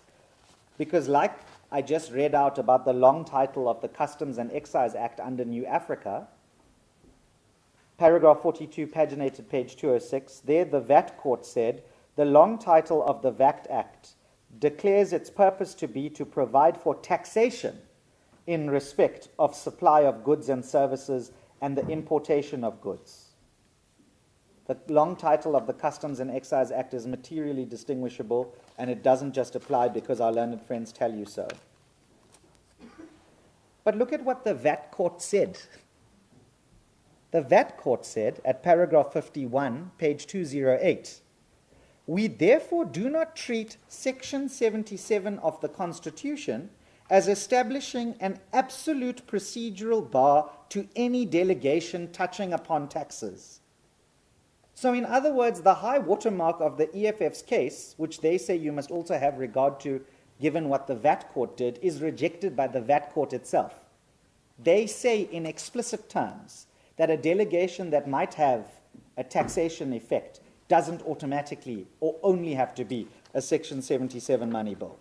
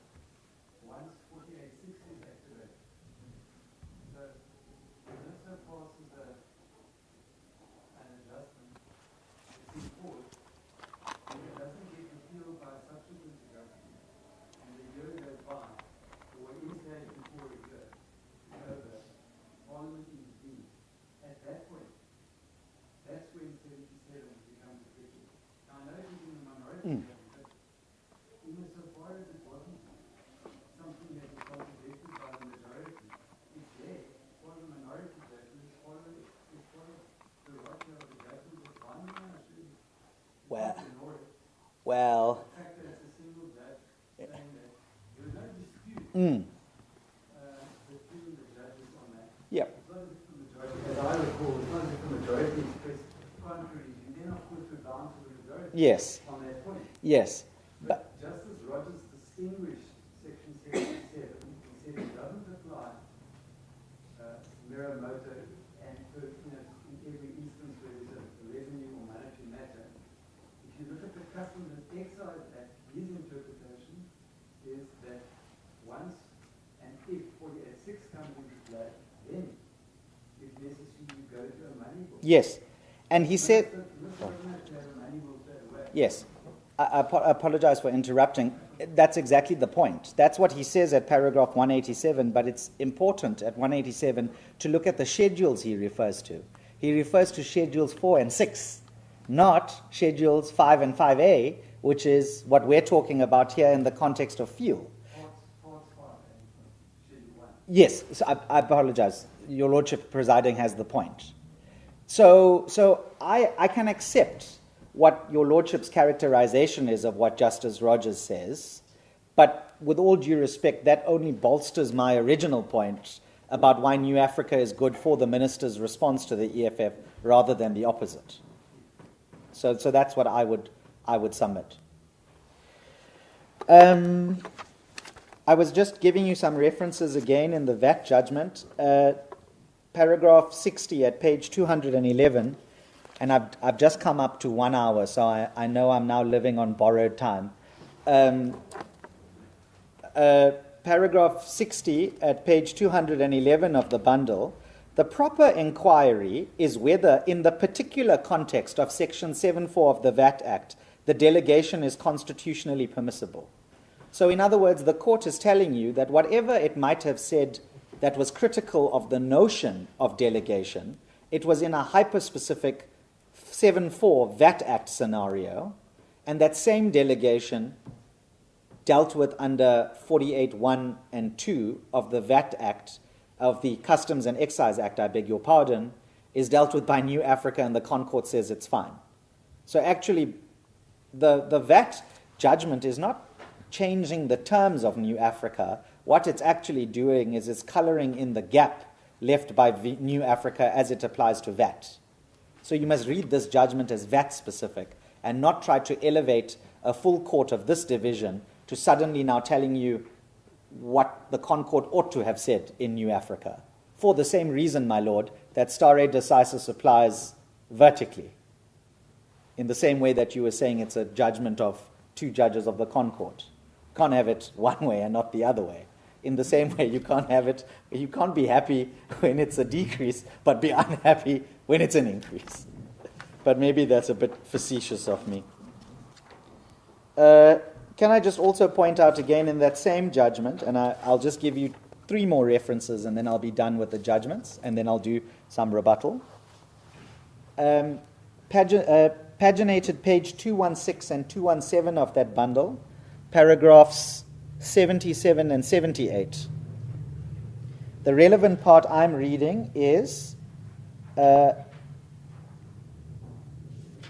it does not follow that all delegations of rate-setting authority stand or fall together. Again, the VAT judgment is telling you that its judgment on Section 7.4 can't be read as against all other similar provisions just because they look the same. You have to look at the statute and the purpose and the intention behind it. At paragraphs 88 to 90, at paginated page 219 to 220 of that bundle, and I'm reading mid-sentence, so you'll forgive me, delegation of rate-setting authority is not per se impermissible, but its validity turns on design, including articulated legislative policy, defined limits, and meaningful parliamentary supervision. Structured delegation of rate-setting authority is not inherently incompatible with democratic fiscal control. So that emphasizes what New Africa had found, because the elements from New Africa are there. Articulated legislative policy, that's the government's articulation in 88, 89, and 90 that I read to you earlier. Defined limits, that's the ex lege, stand or fall, 12 months later or superseded by the next notice. and meaningful parliamentary supervision. You know that the Concourt in New Africa expressly permits 48.6. So it's not inherently incompatible with democratic fiscal control. So this popular phrase, no taxation without representation, must not be over-egged in the context of what we're debating here. The Concourt itself says that there are instances where that broad principle can actually be derogated from, and that's constitutionally permissible. Can I ask, do you know whether, obviously the hearing must go up to Yeah. the information, do you know if they're asking for leave to appeal? I speak subject to correction, but my understanding is that the confirmation is already in Brahm and that it will be debated at some point. I do not think that there has been a cross appeal or an application for leave to appeal as against the Concourt's judgment in the Concourt. So I think the issue is going to be fought and won or lost on whether the confirmation of the High Court order can be given or not given.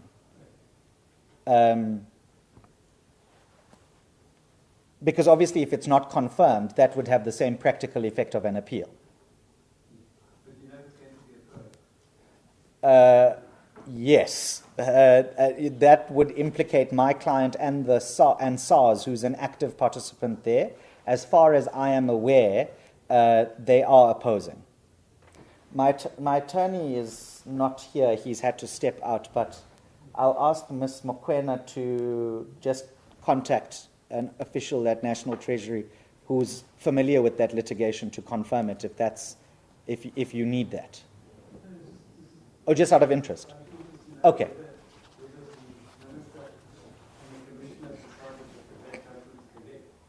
I think they respectfully demur. Can I just also point out lastly, because you know the EFF in its latest iteration of the notice of motion asks for this kind of interdict that must apply pending confirmation. I just want to read out what the VAT court said at paragraphs 92 to 96, pages 220 to 221. The constitutional defect lies not in the concept of delegated rate-setting authority as such, but in the breadth of the structure of the delegation in its present form. During the period of suspension of our order, Section 7.4 shall thus remain operative. So, in other words, even though the DA succeeded on the 7.4 challenge to the VAT Act, they didn't get, I'm not sure whether they asked for it, but they must have, because the court explicitly says here that 7.4 will continue to operate pending confirmation of our order. So the interdict that our learned friends seek, in these circumstances, we'd say is something you shouldn't grant for the very same reason that the VAT court did. And in any event, you'll know that for them to get an interdict of that kind, they have to overcome outer grounds, and your Lordship presiding knows the test, paragraph 74 of outer, clear case, and so on. And remember, your sister, when she was acting in this division, Acting Justice Hofmeyer, in Precision Motors, drew a distinction, meters, I apologize, drew the distinction between interdicts as against admin action versus interdicts as against executive policy. We're not in an admin action type of scenario, so they have to meet the higher threshold. And if they can't give you an answer on any of the substance that I've given you, both on facts and the law, well, then ipso facto, they don't meet the exceptional circumstances criteria. 15:08, I'm 8 minutes over time, I'll be quick. Some rebuttal. Number one, I've heard the engagement on mootness between the court and my learned friend. We've addressed that fully in the answering affidavit.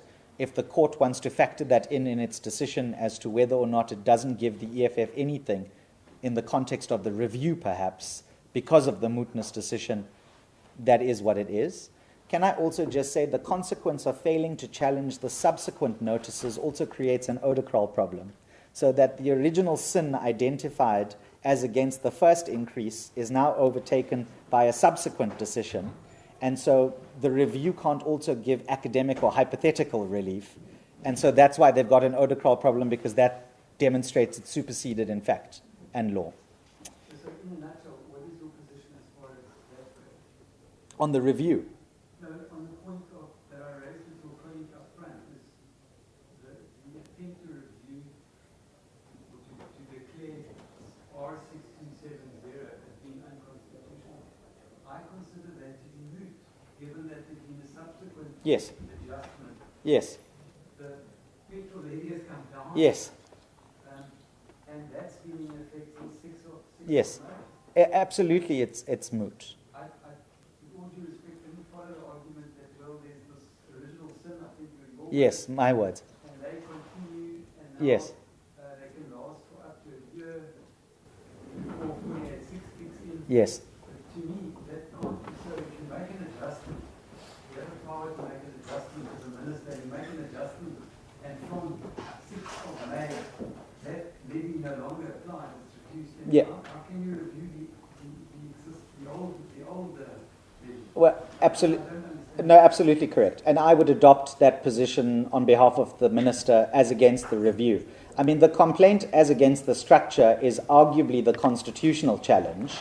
That might not be struck by a mootness point in the same way that it might non-suit them on the constitutional challenge, but they don't come home on the constitutional challenge for the reasons I've already addressed.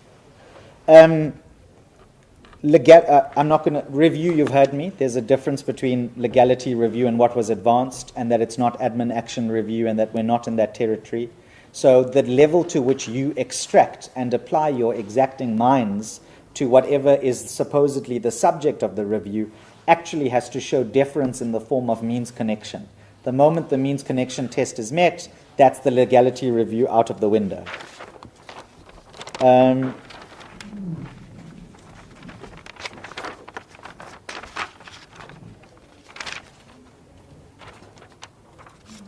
Oh, can I just also mention this public interest point? Because in discussing the jurisdictional fact of public interest, my learned friend's answer to you was, well, go to the affidavit and read all of the things about how it's harming the public or whatever the case might be.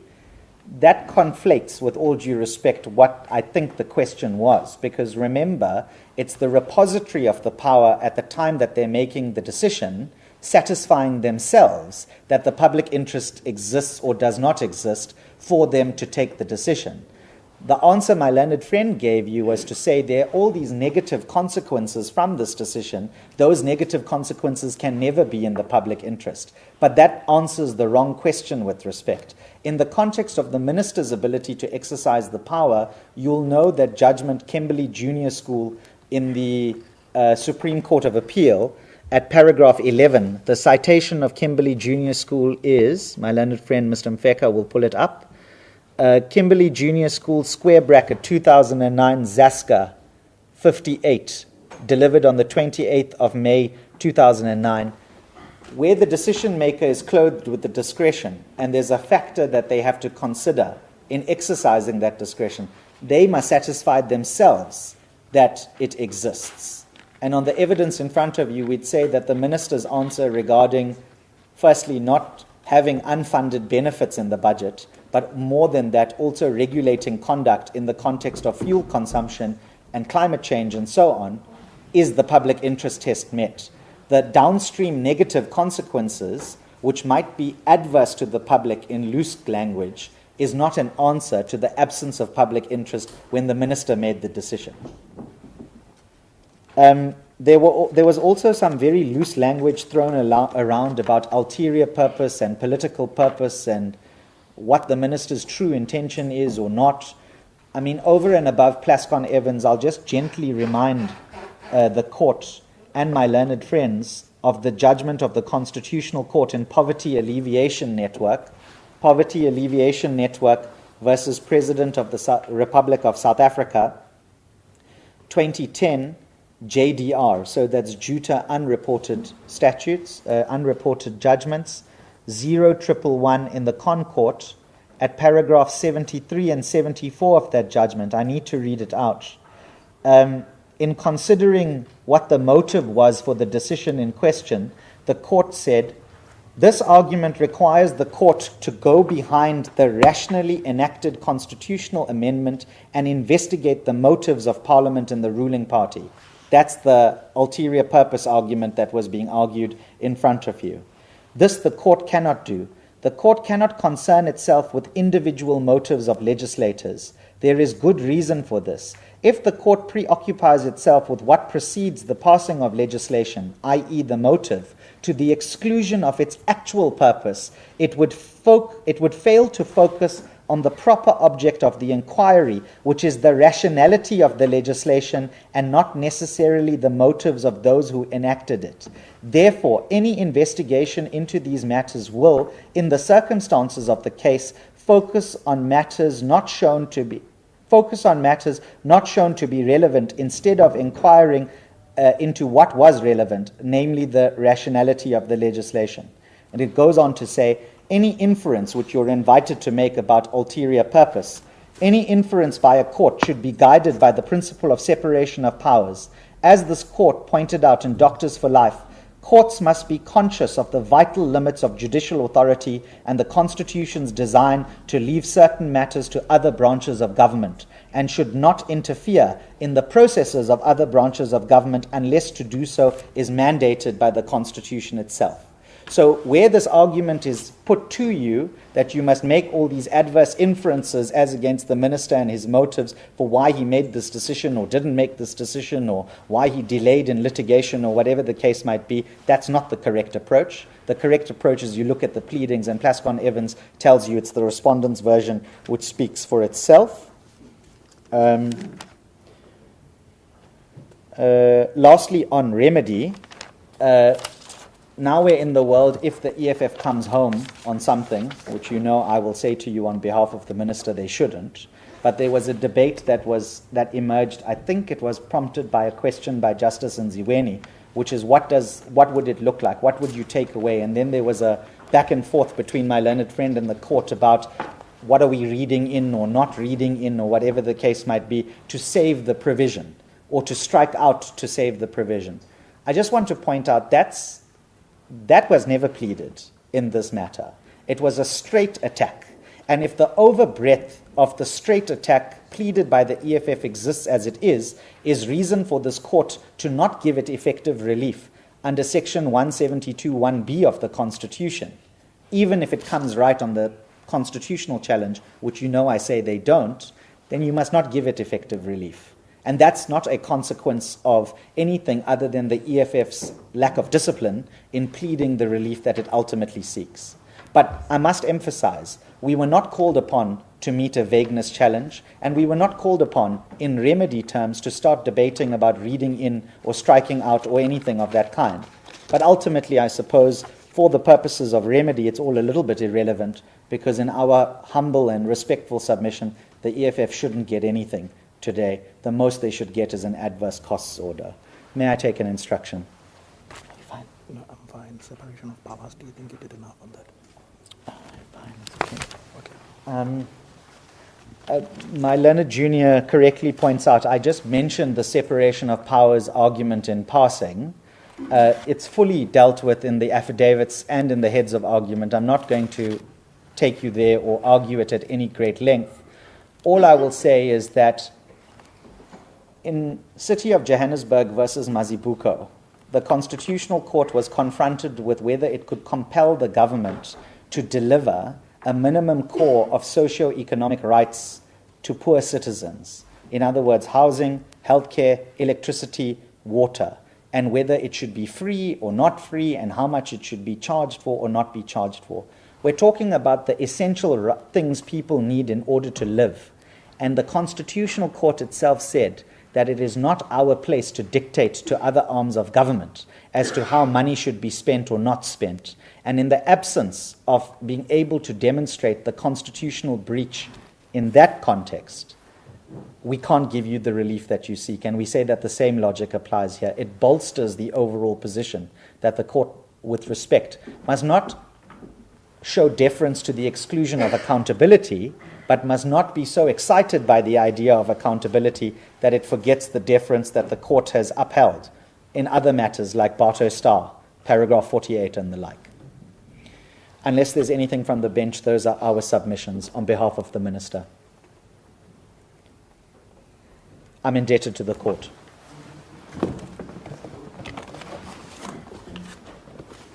As the court pleases, my lord.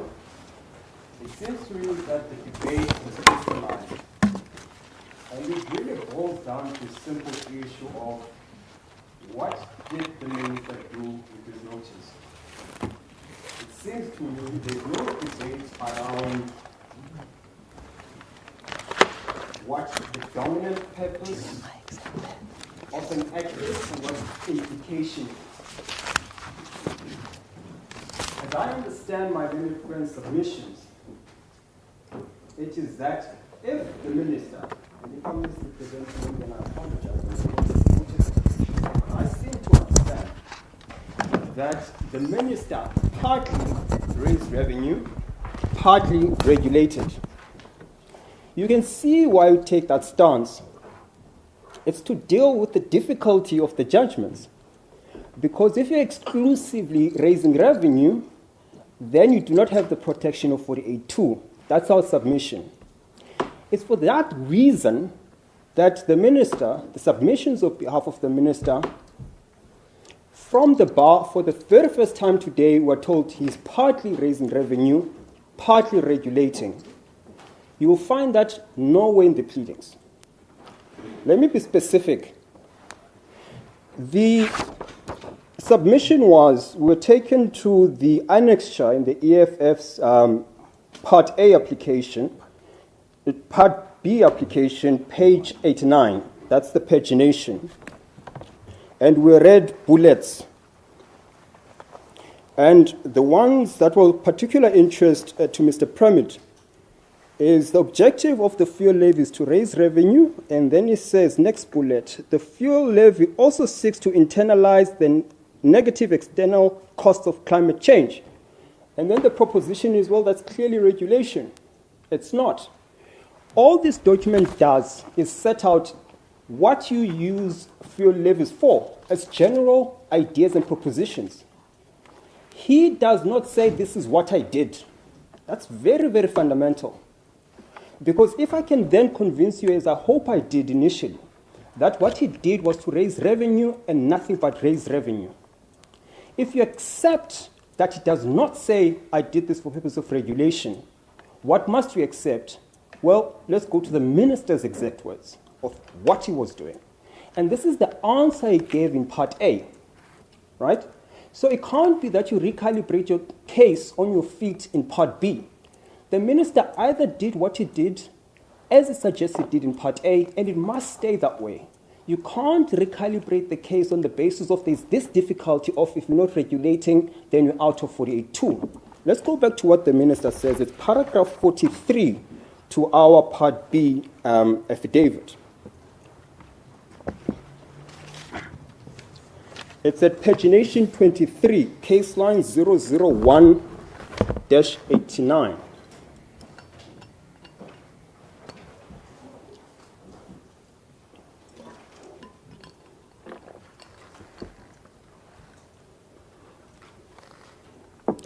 Now, there's a suggestion the minister is partly regulating, partly raising revenue. That's not what the minister says.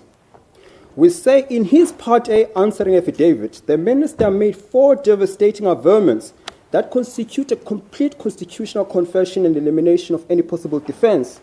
We then quote him. First, the minister admits in paragraph 330, record P009-54, that the fuel levy is a tax measure governed by the Act. That's the first thing he says. We then say at paragraph 230, the minister admits at paragraph 230 that the 3.5 billion in revenue is expected as a result of the general government expenditure rather than earmarked purposes. We then make reference to his actual budget speech. So now, even that was a report of what he purportedly said. It's still not us quoting him directly. Let's go to the speech where he actually then told us what he was doing. This is at pagination 35.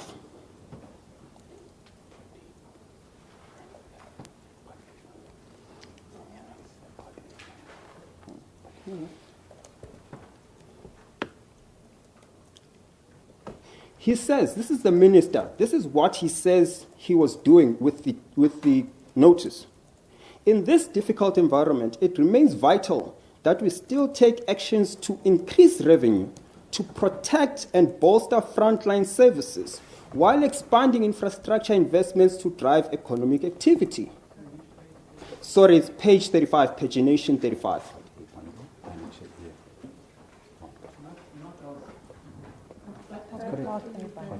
It's Part A bundle, page 35, EFF 1. It's the annexure there to the EFF's affidavit.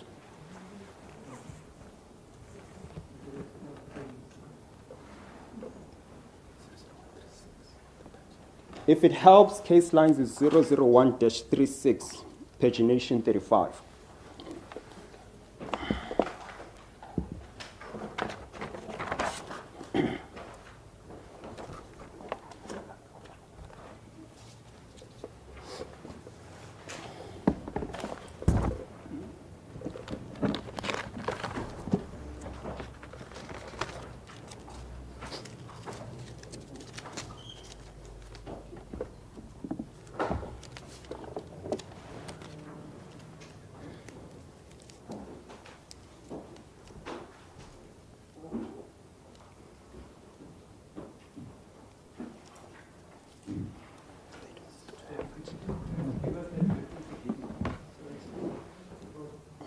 So it's the Part A bundle. It's pagination 35 and annexure EFF 1. It's the reference to the minister's budget speech, the impugned budget speech. EFF 1 of Part A. Annexure to the founding affidavit. Let me do that. And perhaps if the court is unable to find it, we undertake to send same to the court by email. Okay. So we're saying this is what the minister says he's doing when he increased the fuel levy. And from that we can deduce what the primary purpose is, the dominant purpose.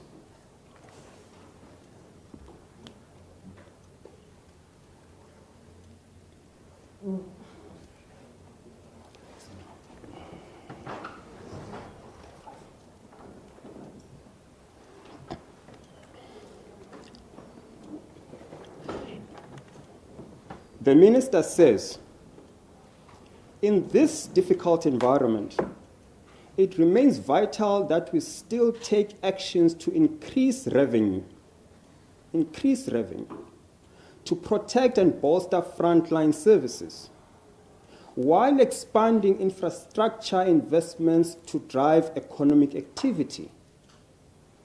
It has nothing to do with climate control. It has nothing to do with regulating flight of capital. It has nothing to do with Shuttleworth, New Africa. It has everything to do with what he says it has everything to do, which is to raise revenue. The minister's case is not that if you raise revenue, you still are entitled in terms of 48.2. He says we still fall within 48.2 because it's partly. There's part regulation, there's part revenue. That's not borne out in the pleadings. That's not what the minister says. And when we made reference to paragraph 43, where we quote the minister and what he actually says, believe it or not, there is no ad seriatim response to those claims. No response whatsoever. It's left out. So that remains unchallenged. You must accept it then to be the case. Every other paragraph ad seriatim is dealt with in response. You get to the crucial 43, which is where everything turns, there's literally no response to it. And then they resume by dealing with paragraphs that come after that difficult 43. You must draw a conclusion why that is. And even if you don't infer anything, what remains is that then the case is unanswered as a matter of fact. So with due respect, the suggestion, and I'm not insisting that that was the intention of my learned friend, but there is no point, there is no basis upon which reference is made to this document, which all it says is, well, we use fuel levy for a myriad of things, and they list a myriad of things that they can use the fuel levy for, none of which are even in contention here. So they just deal with general principles of when fuel levy. But as to what he actually did in this instance, you must have reference to what he actually said, and we've made reference to that.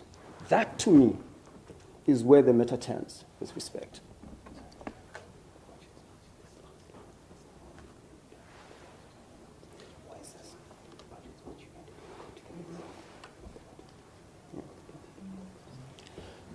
And my learned junior has drawn my attention to an equally important part of that extract from the minister's speech, where the minister says, for the 2025-2026 fiscal year, this is the only new tax proposal that I'm announcing. Tax. We know what the decisions tell us when you're taxing. And he tries to run away from accepting this to be a tax by saying it's partly. And the question is put, partly what? Partly raising revenue and partly regulation. Again, where in the pleadings is the idea of raising revenue, of regulating? It's not borne out in the pleadings. So you must then accept it for what it is. It's a new tax that raises revenue. And we say on the basis of the case laws we've made reference to, then the minister can't have legally relied on 48.2. I will not go through the cases line by line. I mean, they are what they are. They say what they say, and we stand by the authoritative proposition that you just can't raise revenue. If that's the dominant purpose, you're out of 48.2. If you are regulating, then you are in. I don't need to go back to that argument. If I can then deal with the question of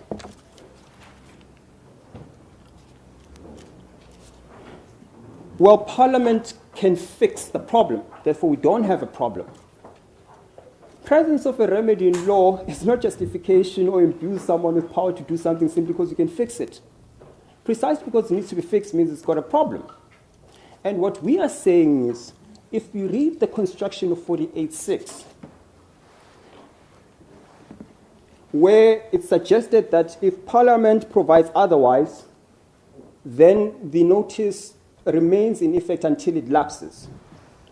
If you read section 73 of the Constitution, I'll just read it, you don't have to go there, your lordship and your ladyships. 73 sub 2 sub A, only a cabinet member or a deputy minister or a member of a committee of the National Assembly may introduce a bill in the Assembly, but only the cabinet member responsible for the national financial matters which may introduce the following bills: a money bill. What is a money bill? Section 77. A money bill, or rather a bill is a money bill if, sub C, it abolishes, reduces, or grants exemptions from any national taxes, levies, duties, or surcharges, which is the whole construct of this notice of the minister. So Parliament can only then correct it if the member of cabinet who's responsible for it presents it as a money bill before Parliament.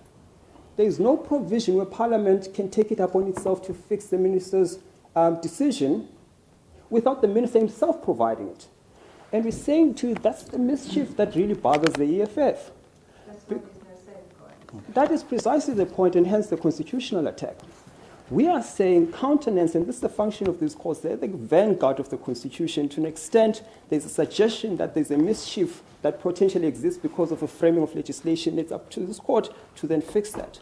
We are saying, the example we made earlier on, if all the minister has to do to avoid any liability or having his decision challenged for taxing, which he shouldn't be doing, through a 48.2 process, and then all you can do is wait for the EFF to apply and then retract that and put in another notice, then you're back with the same problem. Particularly because no one else except for the minister can have this debated by Parliament. No one else except for the minister. And that does matter. So this idea that Parliament has got oversight, yes, it does, provided the minister cares to introduce it to Parliament, and he has not done so. And it's going to lapse, and once it lapses, then it starts the same process again without any parliamentary oversight. Therein lies the problem.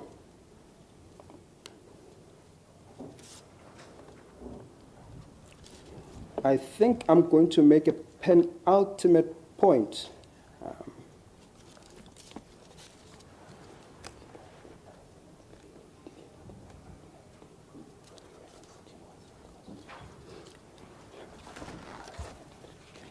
Your Lordship, my ladies, at paragraph 73 of our founding affidavit in this part B would deal with the legality issue. It's squarely addressed, and you can just make a note of it. The minister's conduct violates Section 1 foundational constitutional values, A, the rule of law, acting without proper legal authority and bypassing constitutional requirements for taxation, and then B, democratic accountability, and so on and so on we go. So we've squarely raised the legality issue with respect.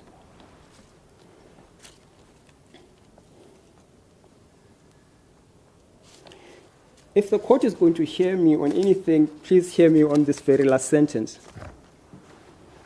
All the decisions we've dealt with, you can distinguish them, cut them, permeate them as you will. They boil down to a simple proposition. If the dominant factor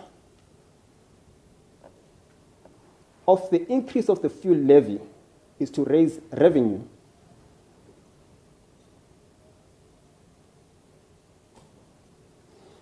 then you can't place reliance on the Customs and Excise Act in itself. Why? Well, because Matoko J tells us that, for one. Two, because Customs and Excise Act is about regulation, hence it is delegated to the minister, and I don't think there's a serious challenge to that proposition. You can only fall within the realm of that act if you're regulating, right? So the minister can only come right if he was regulating. We've shown you, he says, I was not regulating, I'm raising revenue. That's what he tells you. What must that then mean? His invocation of 48 is unlawful. That's the logic of the EFF. So clear as it might be or not.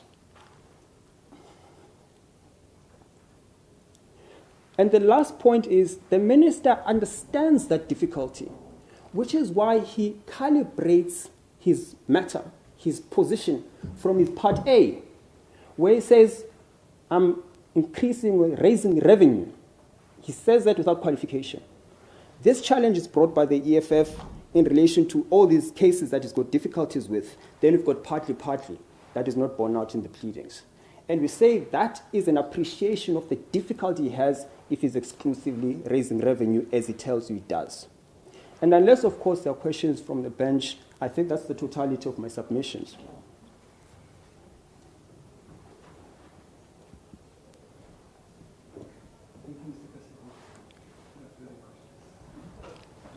My Lord, can I just say, I gave you an answer that you were interested in. I apologize to my learned friend about what the minister is doing in the VAT case. I'm not sure what my answer is. It's currently under consideration, is what I'm told. That's the official answer. So it remains for us to thank all of you for your submissions, all the hard work that you clearly have put into the matter. It is much appreciated from our side. Thank you for the bundles, for getting electronic digital copies of your authorities to us as well. It was a bit late, but we got them, thank you. And we will take some time. It's clearly a very important matter which must be weighed very carefully, and we will contact you in due course and let you know when the judgment is going to be delivered. It will be done so by way of email.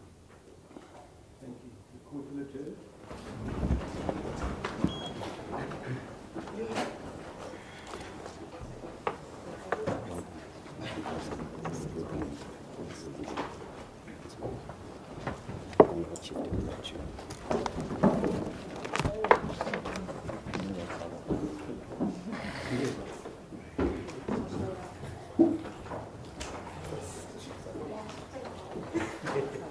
Day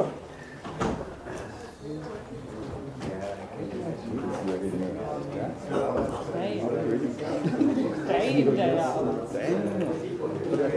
This is fun. You interested in the